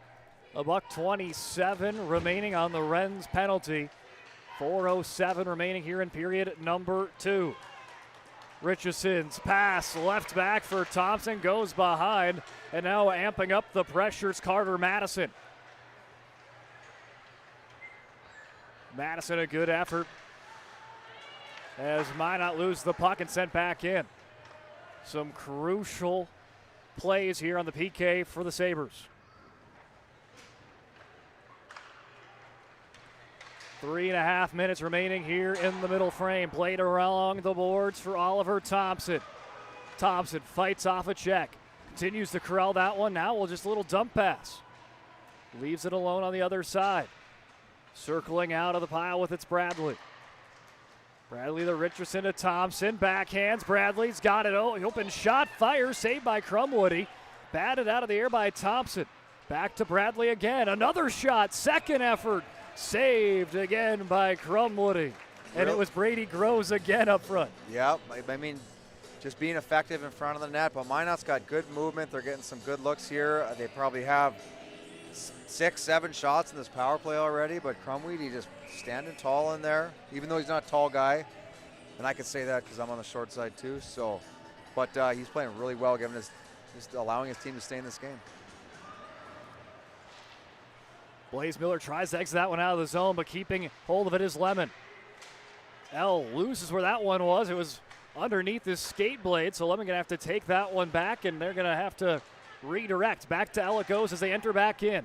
10 seconds left on the power play. L fakes the pass, and he's going to go for a shot. That one pushed aside by Crumwoody again. You can see the movement at the top from the Minot defense. Crumwoody with the save. L tries to bury it. I think it was deflected up front. And now a 2-on-1 after the penalty is killed, but Renz loses the handle. Now 4-on-2 the other way. Lemon's pass to L, that goes behind him. Renz now could push it up, try to make it a 2-on-2, but will not be able to, as Minot going to slow things down. What a little pace of play here, Mario. I love it. Exciting for us up here. Bring out the pace of play, and here comes Holland. Dumps it in, scooped it up well, but taken away by Miller. Loose puck. Al trying to find it there for Minot United. He does come away with it. Centers a pass. One-timer for Schmeichel's denied. Well, you blink and Minot United already has 31 shots on the board. Just absolutely have dominated this period. Other than the 2 power plays, I don't know if Legacy's hardly had any zone time against Minot. Schmeichel with a setup, and it's Daniels that misses high. Batted out by Richardson. Tamed down by Slind, and coming a little too hot and heavy there is Root as he falls down. Falls on the puck, and now has his pockets picked. Another centering attempt, trying to find Daniels again. 1:18 remaining here in the second period. Strebel sends it back around on the dump. He'll go for a line change. Minot with another head of steam, and they want another attack here in the final minute. And Crumwoody going to slow things down with 1:02 remaining. Yeah, this is like one of those, you haven't had a great period. How do you change that momentum? And if you're Legacy, get pucks, get them behind the Minot defenseman. There's Crumwoody there with not one, but 2 great saves. And I saw one of those Minot players put their hands up. He thought he scored. Well, there's been about 3 or 4 of those this period where Minot's thought that they've scored. But Crumwoody just, again, you're allowing your team to stay in the game. And if you're Legacy, you got to give him a big tap at the end of this period because you got absolutely dominated. And right now it's a 1-goal game. One chance the other way, all of a sudden this game's tied up. So kudos to him, standing tall. Brady Gross fighting for that puck on the back check there, and he'll get a piece of it. It helps it out for Thompson. Thompson pass, though, intercepted by Ben Garley. Garley checked up against the boards. Allows Harrison Johnson with 35 seconds. Johnson goes back around, almost runs into the referee. Will poke it right to Presley McKay. McKay hits the brakes. Some nice checks there by Legacy, but Minot will take the puck away, and here they come again. Brady Groves leading the way. Just flips it in, didn't have the numbers. Off the boards, a nice shot from Easton Bradley. Bradley and Groves have both had really phenomenal second periods for their respective teams. Well, just good puck protection or getting pucks towards the net. They're crashing the net to try and create more opportunities. So if you're Minot, you're loving your period. If you're Legacy, you're not loving your period, but they're still in the game, and you're one chance away from tying it up. Yeah, you talked about it. You look at the shots now, 33-11. I want to say, I should have wrote it down, but I think the shots were maybe 4 shots difference headed into the second period, and now they're sitting at, well, they're still recalculating the shots. Now they moved it to 35-10. So for Crumwoody's performance, keeping Legacy in it, you got to be kind of grinning ear to ear for the Sabres because you still have a shot in this game. You shouldn't. It shouldn't be a close game right now based on that second period. But he kind of made some really good saves. And honestly, it's not even just making good saves, but it was the second, third, and fourth saves on some of those sequences. So he is playing really well right now, kind of allowing them to stay in this game. But Legacy's got to come in, kind of have a reset. Hey, you didn't have a good period. You're moving on. Have a short memory, and you got to come out with a little bit better effort. And I think for them, it starts put pucks behind the Minot defenseman, chase it down, put the pucks into areas where you can kind of get speed going into it, just to try and get yourself some zone time because they do have some weapons that can make plays, and they got to just give themselves a chance to get there first. So that is going to do it for period number 2. Minot United leads over Legacy 3-2. They outshoot the Sabres 35-10. And the second intermission brought to you by Charbonneau Car Center. Coming your way here shortly on the PSP Network. This presentation on the PSP Network is proudly brought to you by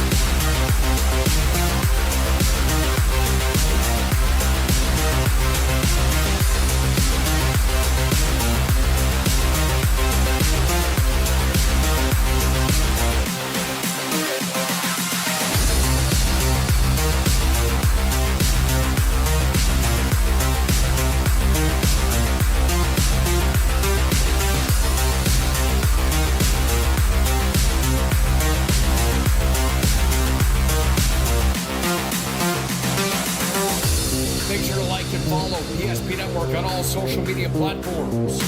ESP Network, it's game day.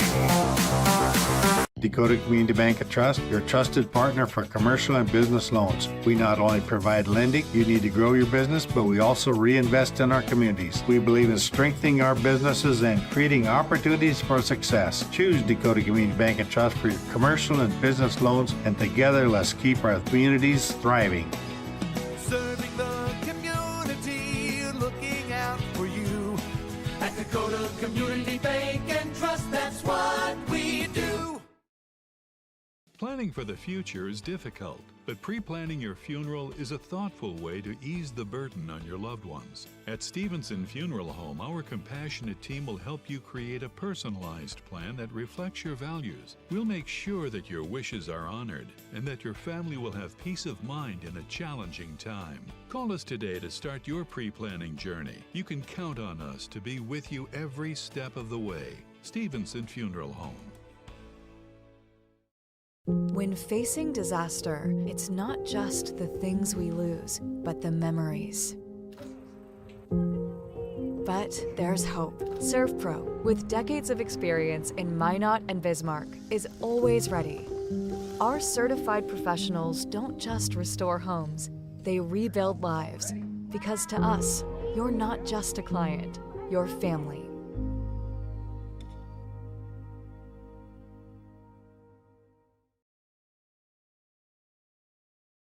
Our initial reaction when we realized he had 2 broken bones was fear.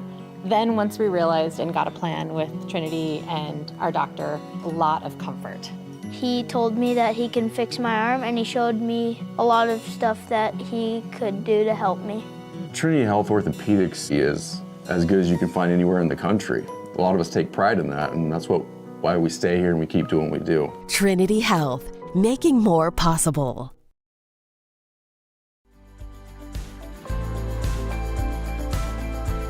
At Planning Team Financial Advisors, we help individuals create their personalized strategies. We specialize in financial planning, retirement planning, insurance, and 401k distribution options. Don't leave your future to chance. Call Planning Team Financial Advisors today for a free retirement review. Planning Team Financial Advisors, your plan, your future, your team.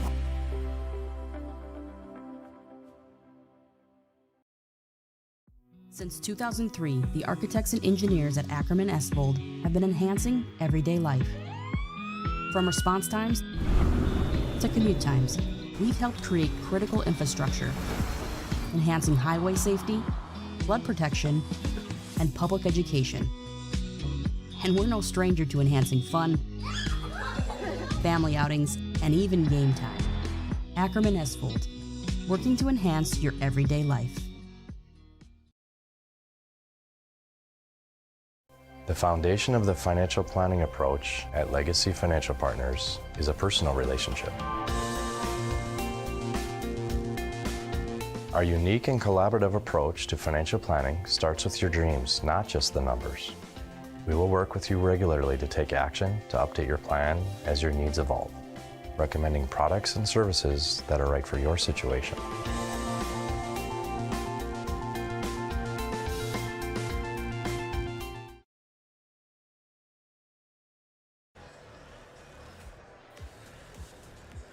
Welcome back into the Charbonneau Car Center Intermission Show. Charbonneau Car Center, they know drivers in Dickinson, New England, Richardson, and Belfield, Wilson, North Dakota, and Glendive, Montana.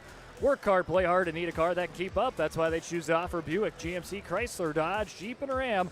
Line with their dealership in Dickinson. If you're interested in learning more, stop into their showroom and treat yourself to a test drive. Or you can visit them online at charbonneaumotors.com. I'm Brock Widener, joined beside me Mario Lamoureux, and it was quite the dominant period for Minot United as they have 35 shots on the board compared to 10. But this is just a one-goal game, Mario, 3-2 after Minot United scored the lone goal in the second frame. Well, for what the first period was, I thought was fairly even on both sides. 2-2 going into the second period for Minot. The word I'm going to come up with was domination. You don't get outshot 24-3 without dominating the period, and that's exactly what they did. If you're Legacy, you go back to, hey, things didn't go right. How do you respond to that? Can we come out? Can we get a push? The good news for them is it's a one-goal game, and you're got enough weapons on your team. You're one shot away from this game being tied, and all of a sudden you got a chance to be in the game. Because after that second, they really, Minot should probably have a little bit more than a one-goal lead, but that's the way hockey goes, and Crumweedy is giving them a chance to stay alive here. Well, as for you just joining us, let's take a look on over at the period recap. And here it is. It all starts off early on in this one. It is Caden Daniels. He buries his first varsity goal to go up 1-0 in the first 3 minutes of play. But shortly after, it was Legacy that continued to pressure, and there it is. It is Beckham, Presley, McKay evening things up. Now we start continuing going down the order, and it was just a very back and forth first period. We've seen some nice saves on both. There's one that just rings iron until Legacy. And again, Presley McKay gets a shot or pass blocked on a 3-on-1, but he works it over eventually to Harrison Johnson, who buries it 2-1 Legacy. Minot, though, didn't trail for long. There's a snapshot for Thompson, goes up, over, off the boards, and Brady Groves, a name that we'll probably talk a lot about here in the intermission show, cleans it up to make it 2-2. And other than that, then we saw some nice goaltending, and that was the one to end the first period at a tie as Crumwoody somehow gets a piece of it. Then you had a lot of great looks there, and you saw the speed of Minot really come to play there in the second period. Yeah, I mean, they're fast in their transition. They were hard on second pucks. To me, they had some really good line changes that allowed them to keep pressure, but they had really good net presence. I mean, look how many Minot bodies are around that net when those pucks are coming, and that just helps keep pucks alive, and then you're fast on second pucks. And it was hard for Legacy to get much going. Only 3 shots in the period, and, you got to get more shots than 3 against a team like Minot to put them in the back of the net. And I think all 3 came on the power plays for Legacy. So a 5-on-5, I don't know if they even had a shot on net, but there is the go-ahead. It went on the way of Bradley, assisted by Thompson and Groves to make it 3-2. And then probably the rest of the highlights are going to be some amazing saves by Brody Crumwoody. Yeah, I mean, he's just fighting for that second, third, fourth, fifth puck. And for Legacy, get under sticks. Clear pucks out. Right now it's too easy for them to get those second and third looks. Crumweedy just stood on his head that period. I mean, 24 shots, only gave up 1. So he had a fantastic period. And I've said this about 12 times, but they have a chance to be in the game because of him. And, hopefully he's still got a little steam left for this third period, because I don't think Minot's going to come out and slow down. But what kind of response can Legacy come out with? Because they got to have a better period than that second. Mario, these are the games why I love hockey, though. You look at the scoreboard, and it's like, wow, this is a game that could come down to the wire 3-2. But then you look at the score right underneath it, 35-10 in shots. Is it a little one-sided there on the shots? Yes, but it's anyone's game coming into the third period. You saw that just last week with Mandan and Dickinson, where I think the shots were 40-15 or something like that, but Dickinson led for over 2 periods of play. I've been through a lot of games throughout my career where you have one team that probably should be up, but you have another team that's just opportunistic. So for me, with some of the dangerous players that Legacy have, they need one chance to all of a sudden tie this game up. So you tell me like a Ben Garley breaks loose for a chance, he could score. He could be dangerous. Maybe you have a depth player that steps up to make a big play. But they have the guys that can be opportunistic that all of a sudden can tie this game up, and you're like, oh, that just doesn't seem right. But that's the way hockey goes. It's an unpredictable game, and Minot deserves to be leading this game right now, but it's not by much. And this third period should be interesting, and I'm excited to see what kind of response we'll get from the Legacy group. Well, for Legacy, they're the highest scoring team in WDA, and they are for a reason. And you look at them, and I'm going to compare them again to Mandan because I've seen Mandan twice already in person. But Mandan's a team last week that had 2 games where they had 40-plus shots. They scored 4 goals and 3 goals in those respective games. Well, for Legacy, they've had games where they scored 7 goals, 6 goals, and 3 goals, and every single time they've had 25 or fewer shots. So the opportunistic word that you used is kind of this Legacy team. They maybe don't have that high quantity of shots night in and night out, but the quality of shots has been there for them early on in the year. Yeah, one of the things that I talk about, as a coach, as just kind of like a skill director, your shot selection. What kind of shot selection do you have? You can throw a million pucks on net, but if those are easy saves for the goalie, you're kind of getting him into a groove. So I say don't always take the obvious shot sometimes. Sometimes there maybe is a pass. Sometimes you can kind of look for a better shot. So not just throwing every single puck in the net sometimes isn't always the best strategy. Sometimes it's being patient, holding on to pucks, allowing for a better opportunity to pop up. But certainly you got to get more shots than 10. But, to me, shot selection is a big thing because you want quality of chances, not just chances sometimes. Yeah, and that's kind of that thing where they were kind of maybe at points maybe even too selective, though. For Legacy, they were trying to get that rhythm, and they kind of lost it. But for Minot United, they were throwing a lot of pucks on net, but, again, they were having those good quality shots. And what we talked about, ranted about a lot in that second period is that net presence up front, always having a body up front to make a difficult time for Crumwoody. Well, you can really look at Coach Willard's comments before the game about how they need to play. The way that they played in that second period is right in line with, hey, we're probably not going to score a ton of pretty goals, so let's keep things simple. And to me, that's like, hey, we got pucks, we're funneling those pucks to the net, but we're also having that traffic there, looking for tips, looking for screens, looking for rebounds. So it's a simple style, but now you got to make sure that you're doing those hard things to make that style effective. Well, second intermission is in the books, and the third period coming your way after a short break on the PSP Network. The Jersey Mike's catering box is the easiest way to feed your friends. The hard part is picking your sub. That's why we're having a draft. With the first pick, Sarah from Carolina selects number 13, the original Italian. I trusted my gut, and that's exactly where the sub's going to go. So Hold on, we've got a trade. Jake traded his second pick with me, because I'm starved. Freshly sliced subs to go, wherever you and your friends go. Jersey Mike's, a sub above.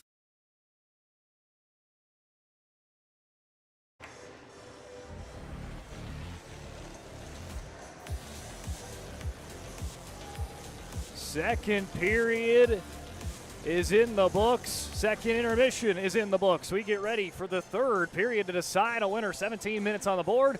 Minot United leads over Legacy 3-2. Big thanks to all of our sponsors that made this broadcast possible. Big shout out to Minot State. The best way to predict your future is create it with over 100 areas of study at Minot State. You'll earn the degree for the career you desire with more than 96% of recent Minot State grads employed or continuing their education. MSU grads get jobs, period. Minot State University. Be seen, be heard, be you. Puck is dropped, 17 minutes on the board. Let's decide a winner, Mario. Played back around the boards. Presley McKay tried to work that one out. Did a good job. Johnson's pass, though, gets behind Evan Davis, and Minot United pouncing at the opportunity, but it's Crumwoody that shuts down Brady Groves again. Well, a good start from Legacy. They get the puck in deep, throw it to the point, and just kind of a mishandled puck. Now they got to play in their own zone. So trying to do a lot of the right things. To me, it comes down to that execution level, making sure you're taking care of pucks. Don't put pucks in vulnerable positions. Because they came out with the right mentality. You can definitely tell Coach Farragher, Coach Keltzman, Coach Davis, and I'm sure they had some choice words for their group and expected a response. And to me, it looks like they got that. 32 seconds in the books. On the face-off draw, the two number 11s duke it out, give the win to Max Ruth. Played around the boards. Minot again, a dominant second period that found a tally on the scoreboard to put them up 3-2. Big time check distributed there by Nick Christopher. But it's Isaac Jerome that has the puck behind the Minot net. Firing a shot hot wide, and they're just going to chip it down there waiting for Kyler Renz. Renz, though, misses the puck and allows Minot to break out. Those are those pucks that is too easy of a turnover on Renz down low. You got to make sure you take care of that puck, protect it, allow yourself some zone time, because that's an easy turnover for Minot, and now you're playing back in your own zone. And not what you want to do, especially we've seen this pace of play pick up where you get that end-to-end action, and we've seen plenty of fast break chances, and Minot United has done a good job in those looks. And we like that kind of hockey because it's exciting from up here, but I know they're probably driving the coaches nuts because that means turnovers. Hey, it's fun to watch on the PSV network. Absolutely. A little back and forth action. Absolutely. Keeps our camera operator awake and moving it back and forth. Played behind the net. Working out there is Carter Madison trying to fight to get that puck back, but it's Minot that gets it out. And Jackson Dahl, right at mid-ice, will send it down. Pretty easy offsides call there that the refs have to make. He was only 12 feet offside, so he was able to catch that one, fortunately. Hey, if it was Legacy 12 feet offside with the camo, maybe you could get away with it. They could. We could try to get away with it. A little harder when you're wearing maroon, but it is a little bit tougher. 15-18 remaining in the contest here in regulation as Manuel will play it across the line. Trying to set the edge here is Schmeichel. Schmeichel having a couple of whacks at it. He'll come away with it, tries to center a pass, no one home as Slynn just not quite there in the slot. Racing forward there's Miller as he'll send it down. Both teams have the early dump and chase strategy here in the first 2 minutes. Centering a pass, that one off the boards. Scooped up by Blaze Miller. He fires one, that one whistles wide. Stepping back into it, sealing the edge is Esslinger. Gets it down to Johnson. Minot will put a little bit of water on the fire there and send it down for an icing. Yeah, good response from Legacy. Like the intention and I guess focus to come out and have a good start. They've certainly done that through the first 3 minutes. The one thing I'm concerned with is they're working hard to get pucks, but then they're throwing pucks kind of in the middle of the ice, kind of leaving pucks open for easy turnovers on the Minot side, you know. Lazy passes up to your D that turn into turnovers.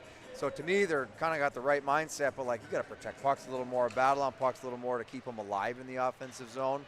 But definitely a good response, but just some areas they can probably clean up. Bouncing puck right on the stick of Minot United's Groves, and Groves gets popped up high.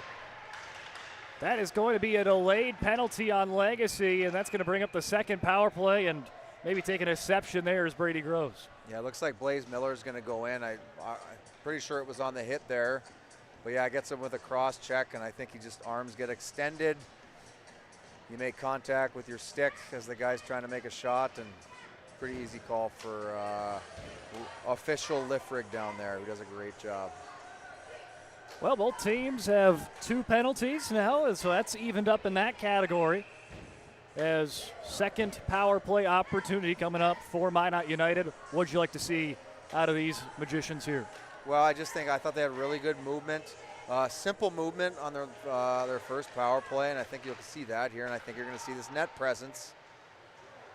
Richardson skates away without the puck as he falls down awkwardly and allows Presley McKay quickly going the other way. He'll drag it along the boards, loses the handle, and now going to try to set it up now is Easton Bradley, who's already got a goal and an assist in today's game for the visiting team. Oliver Thompson keeps his head up as he tries to deke through the camo jerseys. Played back around. Dump and chase as Minot United will have to tag back up. They do just that as played off the boards. Perfect bounce. Here comes a breakaway opportunity for Johnson. It's denied by Hall.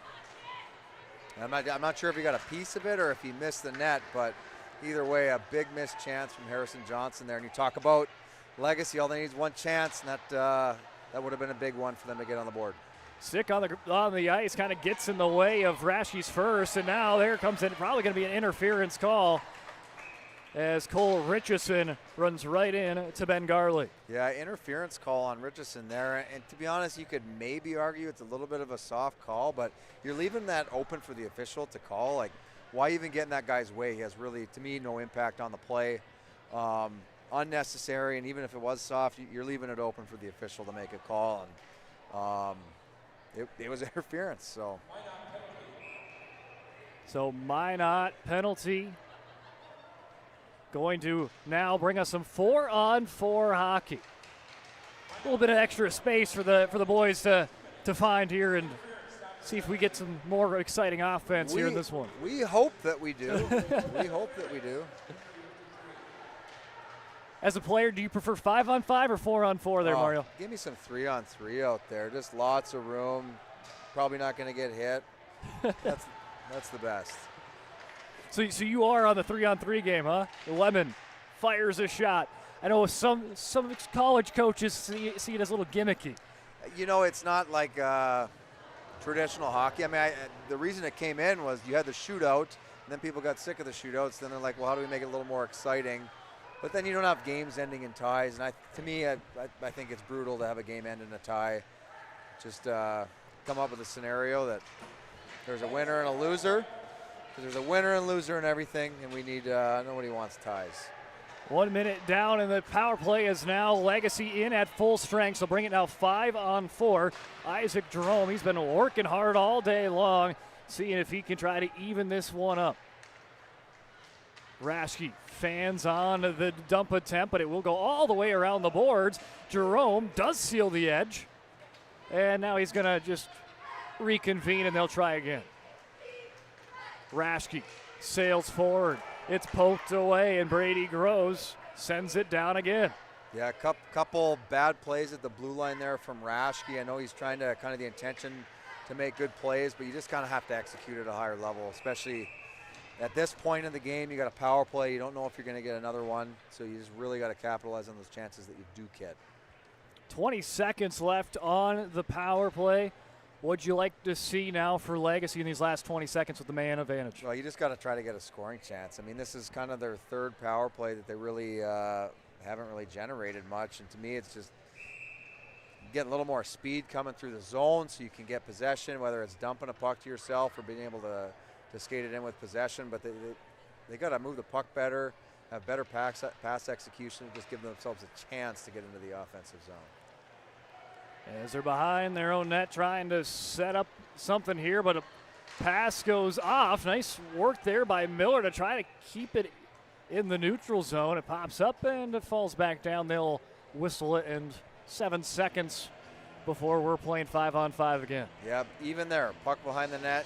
Guy, no pressure on him, makes a pass. It's 5 feet ahead of him.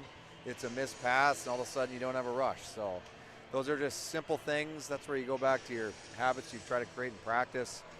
Just having really good, high-quality pass execution. So then that will translate to the game. And to me, it's kind of had a negative impact on Legacy's game. I think only one shot this period so far, so they got to find a way to kind of complete some passes so they can get scoring chances. Yeah, one shot this period, 4 shots in, trying to do the math, the last 23, 24 minutes for Legacy.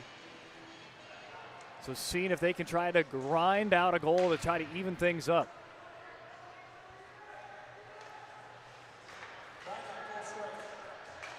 Full strength now for United. Holland brings some help with them, fighting off a check. Fires a shot as Lynn, but it's saved by Crumwoody. Another hard turnover down low from the Sabres, and then Minot capitalizes and gets a grade A look kind of right in the middle of the ice. So again, trying to take care of those pucks, make good puck decisions, because they're having a negative impact for Legacy's group. And that attempt really just started off with the sophomore defenseman, Blake Holland. I mean, a defenseman that's not afraid to go in that offensive zone in the corner and try to dig up a puck. Yep. McKay bodied in the boards. Loose puck. Raschke will pick it up right at the Bobcats logo at center ice. Be dumped down. Batted out of the air. Pot away by Holland, again, who's had a solid shift here for 17 in maroon, as that's going to be an icing. You know, at this point in the game, you start to, how much have you relied on your top, line or two lines throughout the game? Does that start to affect them? You get to the halfway point of the third period. Do they have any juice left? This line for Legacy or even Minot's group, how much, how many minutes do those guys have? Do they have any juice? Especially when you're down, can you make that push to generate some chances? So hopefully those guys, Still got a little energy left in the tank. Well, you see a lot of times here in North Dakota high school, especially those top 2 lines, they get a lot of minutes some nights, and I think that's kind of been the case for these 2 teams, put out those top 2 lines. But are we going to see one of those 3rd or 4th liners make a big play here in the 3rd? Yeah, and they might, and that's where you need those guys to be able to contribute some of those shifts.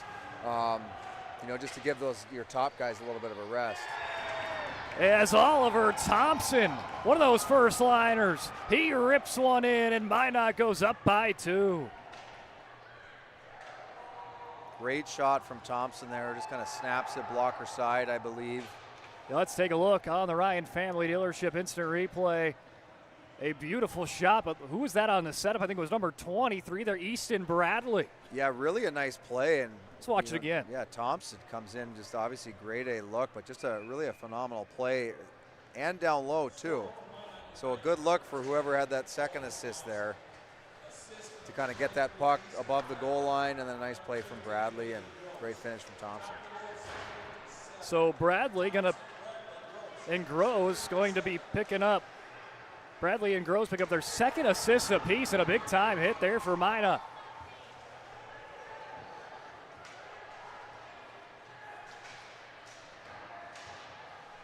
Very similar point in the second period, around that 9-minute mark left, where they scored in the second. They do the same here in the third period, and that goal could be a big one, going up by 2, especially of how they have tilted the ice in their favor. Well, yeah, Legacy just hasn't been able to generate much. Even look at that, about 10 seconds ago, Jerome gets a puck on the half wall, kind of does a spin-around pass that you're hoping turns into a good play, but it then ends up in a turnover, and now you're playing defense. So to me, they have to take care of the puck better, keep pucks in the offensive zone. Sometimes that's kind of making the boring play and putting it back down low so you can give yourself a chance of more possession. But they're just kind of these one-and-done plays, get it, hopefully it works out, and today it's not, and now they got to play a whole lot of defense.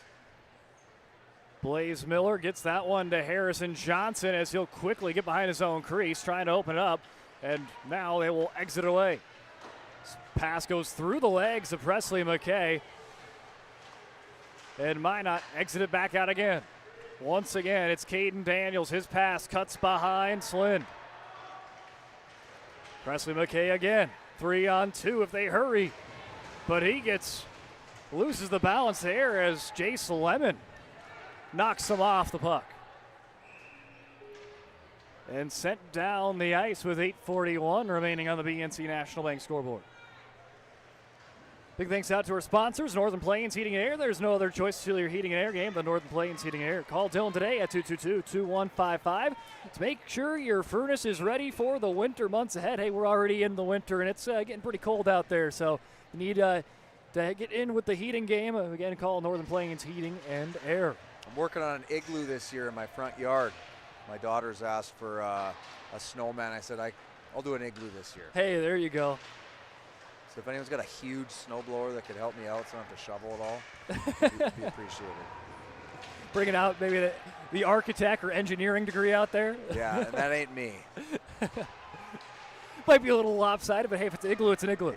As long as we can get in there and they can say, hey, we got an igloo, that's all that matters to me. They don't know what an igloo is, so it can really be whatever I make it. There, you can just show them any random thing and they'll believe it. Puck goes up and over the boards into the crowd, and we'll have a center ice face-off. Right there on the Bobcats logo. Here at the VFW Sports Center. Again, stay tuned here on the PSP Network. After the conclusion of this one, make sure you pop on over to the next stream, a separate stream for Century taking on Bismarck High. Another pair of Capital City squads go toe-to-toe. And that one should be a pretty fun game as well. It'll be fun. Just the history that those two teams have had over, I think it's almost 50 years that Century's been around. A lot of history.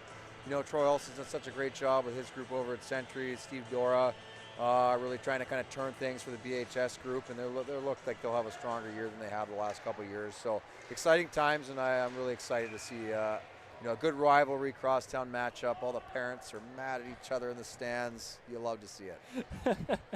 And you got and again, we talked about the goalies at part of this one, but in that one as well, you have an all WDA goalie, Owen Dieter for Bismarck High, and then you got a guy that only played, I think, 3 or 4 games varsity, and Noah Hammer last year. Yeah, so I mean, like Dieter was, to me, he was really strong goalie. He played well last year. I think he'll give his team a chance to stay in some games, kind of as they develop. So, but it'll be interesting. Century's been really good the last few years. They lost, a little bit of, big chance here. Ben Garley on a breakaway, goes 5-hole, and it's denied by Max Hall. Maxim Hall shutting the door there on Garley, who's trying to bring it back to a 1-goal game. Legacy is down, but they're not out. Trying to show some life and trying to push back here in the third period. For them, you'd have to say, Mario, this is probably go time, because you do not want to have to try to get 2 goals when it comes down to the last minute or 2. Well, yeah, you really got to make a strong push right here. And you talk about, at the start of this period, you're saying, hey, Legacy just needs, 1 or 2 chances to maybe get back in the game, and they've had 2 breakaways they haven't capitalized on, that really could make this game all tied up. So they got to make a push here, stay hard on pucks, and try and get some more traffic at the net. That's pawed down by Bo Larashki, but was not on the offensive zone, so they'd have to slow things up in the neutral zone, and they're not going to be an icing. Maxim Hall wanted one, will not get one. As Michael L. with a seam pass. That's denied away by the Sabres. 6:16 remaining. Schwann dumps it off to Carter Hoon. Hoon scoops it back up but dumps it into the corner.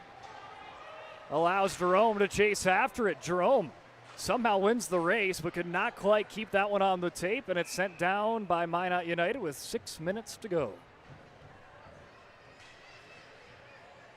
Yeah, if you're Minot at this stage of the game, you kind of control most of the play here, the second, third. Legacy's had a little bit of a push here. For them, keep pucks to the outside. You got a 2-goal lead. You want to keep pucks outside the dot lanes and really not expose any pucks in the middle and just play super simple. Pucks are off the glass. You're making Legacy work all the way back for pucks. Quite the battle for the puck as Richardson comes away with it, sends it along the boards. A little too strong.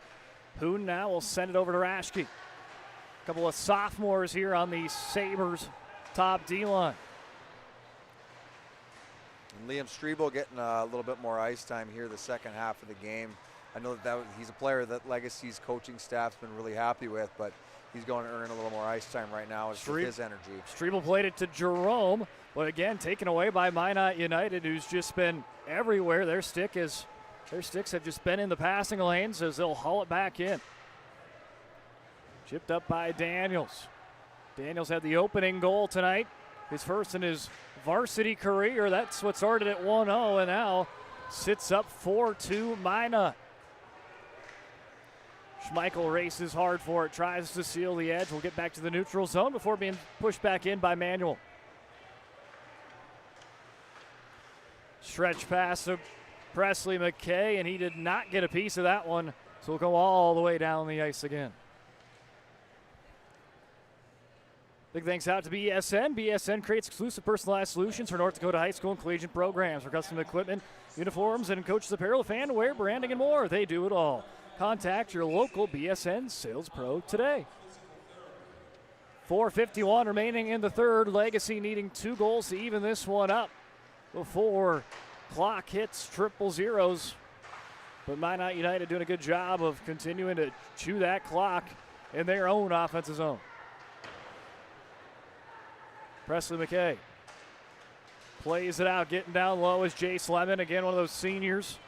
That coaching staff has really liked how he's developed in the offseason.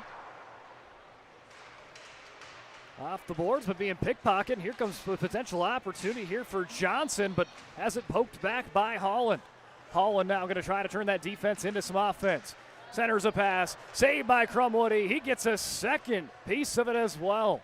We talked about his rebound control, and he's done a good job of staying on that puck. Well, he's just competing on all those second, third pucks. So, You know, I think that was a question mark on like, hey, how's he going to do as the starter this year? And I think you can remove that question mark now with his performance today. Jerome battling for that one, and it's Lemon that denies him. Didn't even make its way to Maxim Hall. Rude fires a shot, bouncing puck up front. It's Lemon again that tries to shove that puck away. Rude sticking with it with 3:36 remaining. Plays it back, firing a shot. That one wide off the stick of Evan Davis. Stick battle for it. Strebel in the pile. He fished out by Oliver Thompson before right into the skate blade of the official and played out. 3:10 remaining. Dump back in. Legacy knows it is crunch time. We'll also have to keep an eye on if they and when they will pull Crumwoody. Yeah, you'd expect probably, you know, you get under that 3-minute or 2-minute mark here, you could probably expect him to come out. Carter Madison plays it back. Crumwoody, though, still just standing upright in his own crease. He won't go yet. Little chip play, and look at the speed for Nick Christopher. Almost beats out the icing. Mario, now you have an offensive zone face-off of your Legacy. Would you keep Crumwoody there, or would you pull him? Or how would you play that? You know, I think I might take him out at this stage, call a timeout, which I think I thought they might have signaled for it. But yeah, take him out of the net now, and like you got to make a push because you're down 2. 1-goal game, a little bit different story. You might be a little bit more patient. So I think they're delaying in some way over here.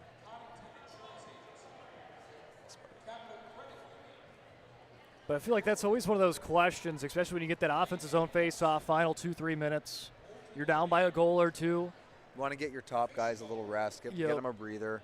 Do you wait till you win the face-off, or do you just pull them right away? I mean, it's a tale as old as time. Every coach is going to address it differently. Yep. So it looks to me like right now they almost got a delay because they were fixing the ice. So to me, it's in Legacy's favor here. They got their top guys a rest. Now, if you do get another whistle, well, looks like they are calling the timeout. So kind of took their time doing that. Give their guys their top guys a rest, and I expect that Crumweed will come out now. Well, a timeout to be taken. It's brought to you by First International Bank and Trust. The last 2:39, and this one coming your way as Legacy taking a timeout down by 2. Dakota Community Bank and Trust, your trusted partner for commercial and business loans. We not only provide lending, you need to grow your business, but we also reinvest in our communities. We believe in strengthening our businesses and creating opportunities for success. Choose Dakota Community Bank and Trust for your commercial and business loans, and together let's keep our communities thriving. Serving the community, looking out for you. At Dakota Community Bank and Trust, that's what we do. Our initial reaction when we realized he had 2 broken bones was fear. Then once we realized and got a plan with Trinity and our doctor, a lot of comfort. He told me that he can fix my arm, and he showed me a lot of stuff that he could do to help me. Trinity Health Orthopedics is as good as you can find anywhere in the country. A lot of us take pride in that, and that's why we stay here and we keep doing what we do. Trinity Health, making more possible.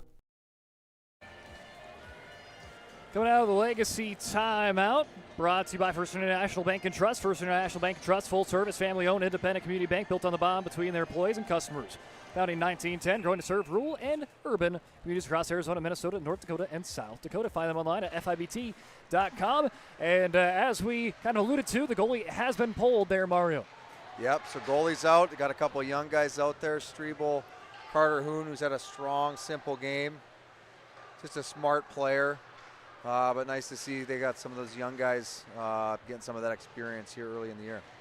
Minot, though, being very aggressive, knowing that net is empty. Not sitting back defensively. Hoon seals the blue line. He's shoved in by Al into the boards. Al trying to get that puck forward. See if he can come away with it, but it's Hoon. Works to the far side. 2 minutes remaining. L chips it off the boards. Picked up well by Christopher. Christopher goes down, and that's going to be a penalty coming up for the Sabres. Not what Legacy wanted to see. No, I think Strebel's going in, and when he kind of overskated the puck to go make a hit on the Minot guy in front of the penalty box. And I'm not quite sure why. He easily could have got the puck, so I'm not quite sure why he went. Maybe trying to just finish his check. But, yeah, definitely not the best timing to take a penalty right now. But, you know, that's you got to learn those lessons the hard way sometimes. Well, Legacy went from 6-on-5, now on the wrong side of a 5-on-4. I believe this is Minot United's third. I think both teams had 3 power plays, if memory serves me right. Yep. So, I mean, if you're Minot, you just want to be real simple shots at the net, and honestly, just eat that clock because you're in a comfortable position right now with 2 goals up.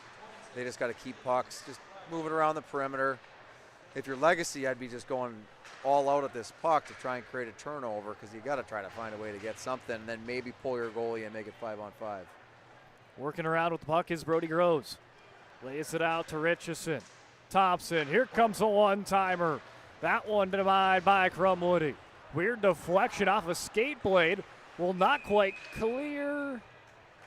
And we do got another penalty coming up. Well, that makes it interesting here because now you have, let's see, we'll be 6-on-4, so a little bit more space to work. No, 5-on-4 it looks like. Well, I'm assuming Crumwoody will come out, yep.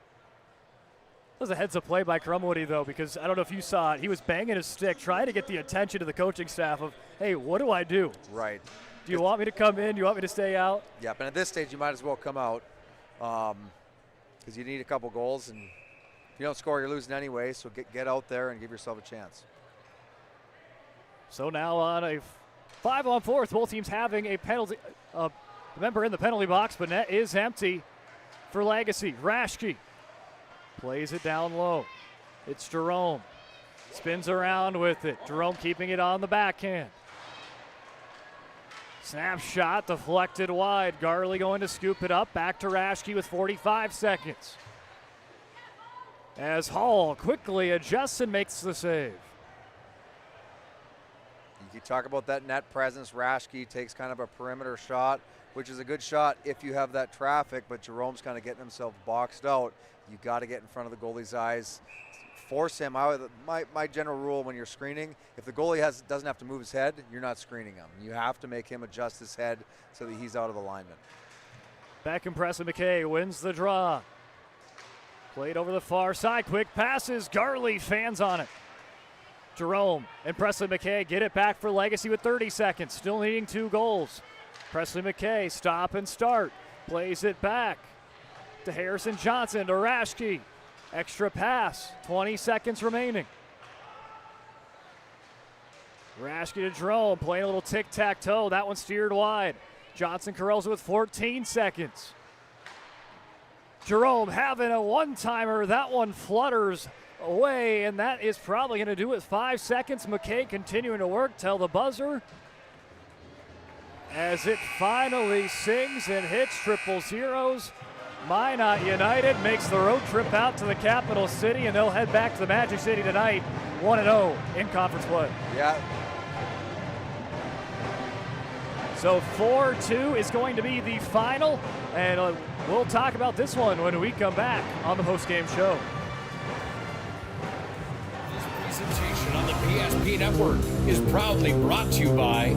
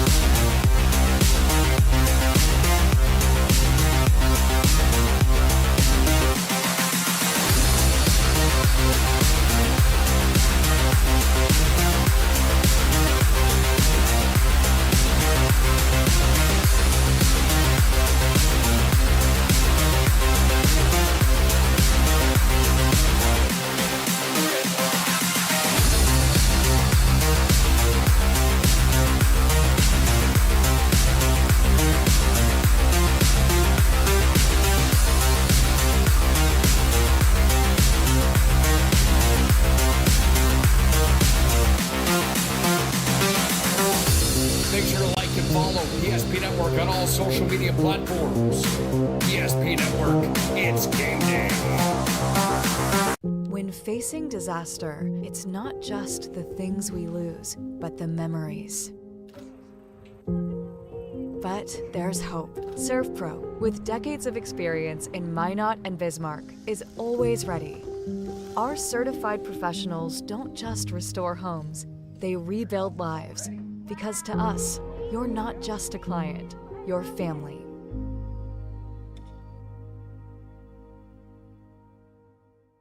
Our stylists are trained to understand the nuances of cutting men's hair. Less pomp, more adore, huh, Brittany? Square face, wavy hair. Mid-fade with a textured top. Finish it off with a hard part and taper that neckline, coach. Cowlick, what's the move? It's not just all about hard work here. Hit all. 7. Pressure. Points. Yeah. It takes expertise to be a sport clip stylist. Here? That's a spot.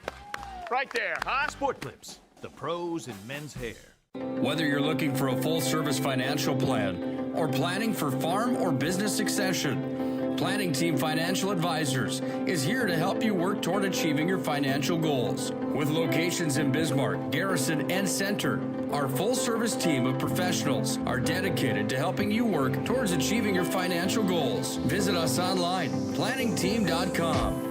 Securities offered through LPL Financial, member of FINRA SIPC. Investment advisory services offered through New Edge Advisors, LLC, a registered investment advisor. New Edge Advisors, LLC, and Planning Team Financial Advisors are separate entities from LPL Financial. Planning for the future is difficult, but pre-planning your funeral is a thoughtful way to ease the burden on your loved ones. At Stevenson Funeral Home, our compassionate team will help you create a personalized plan that reflects your values. We'll make sure that your wishes are honored and that your family will have peace of mind in a challenging time. Call us today to start your pre-planning journey. You can count on us to be with you every step of the way. Stevenson Funeral Home.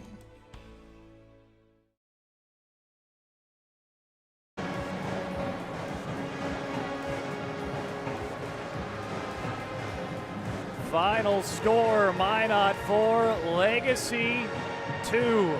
In our first of 2 games tonight here on the PSP Network. I'm Brock Widener, joining alongside me on the Postgame show, Mario Lamoureux. And let's jump right in to talking about it. As we talk about it, we're just going to run again all the playlist shuffle of all the key plays in today's game. But all starting off with Caden Davis scored his first varsity goal. He made it 1-0 in the first 3 minutes. And then it was Beckham Presley McKay, who I thought had a really good start to this game for Legacy. And he was one of those players that kind of kept Legacy in the mix, especially those first 2 frames. Yeah, I mean, he played well. I thought he had a great first period, was creating chances. And then I think kind of the wheels fell off in the second period for Legacy, and Minot just completely took it to him. They had a little bit of a push in the third period. But yeah, it was tough for him. But Beckham Presley McKay, thought he had a strong game, one of the bright spots for Legacy. And I know they're probably disappointed about that game, but you got to look at something positive coming out of it. So that was 1-1, and then about 5-6 minutes after Beckham Presley McKay scored, he assisted a pass there to Harrison Johnson, who picks up a goal to make it 2-1. But shortly after, it was a shot by Thompson that goes up, over, and it's jammed in by Brady Groves, and there it is on your screen, 2-2. And that would close out the first period of play after, let's say, one more spectacular save by Brody Crumwoody. Brody Crumwoody, though, was one of those guys that just kept Legacy in the context, especially when we start showing here are the highlights of period number 2, as I think Minot had about 20-something shots in that second period alone. Yeah, I mean, they just, you talk about, for any goalie, you want to just allow your team to stay in a game, and sometimes you're going to get outplayed. Sometimes you need a big save, and I thought he did a little bit of everything today. He was competing hard on pucks, and I know with pretty minimal experience coming into the season for him, there's certainly you're wondering, okay, how's he going to hold up? But he played very well. Definitely one of the few bright spots that I thought Legacy had for today. He was excellent.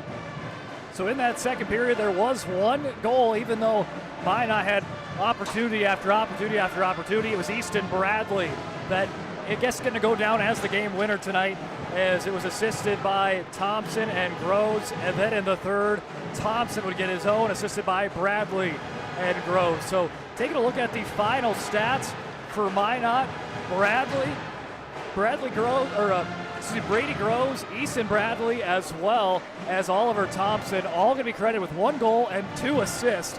Not bad for that trio. And Caden Daniels getting the other goal for Legacy. Beckham, Presley, McKay getting a goal and an assist. And Harrison Johnson getting the other goal for the Legacy Sabres.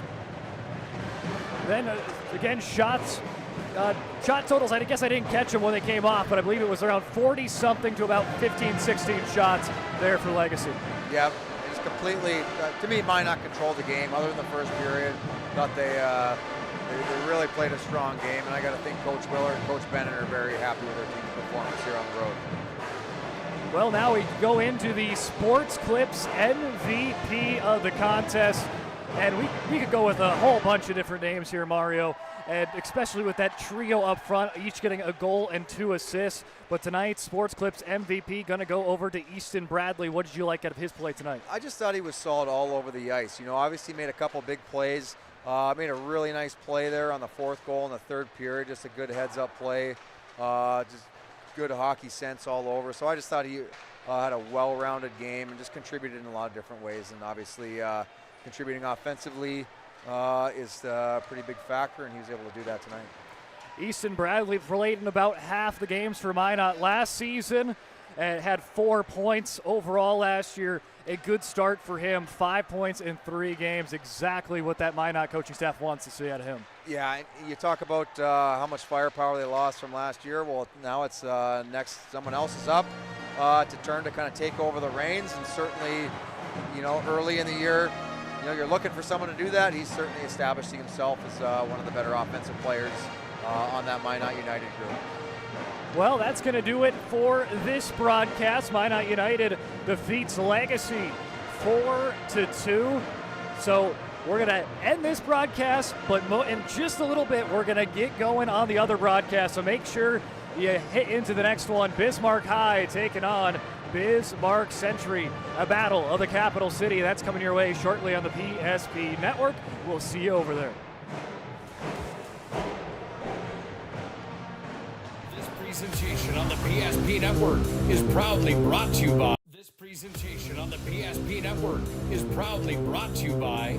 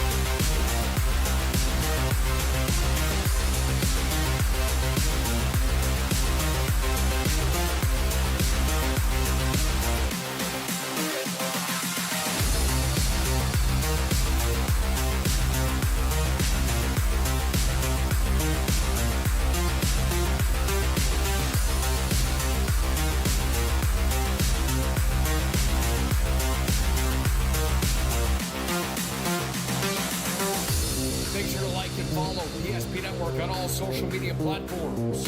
PSP Network, it's game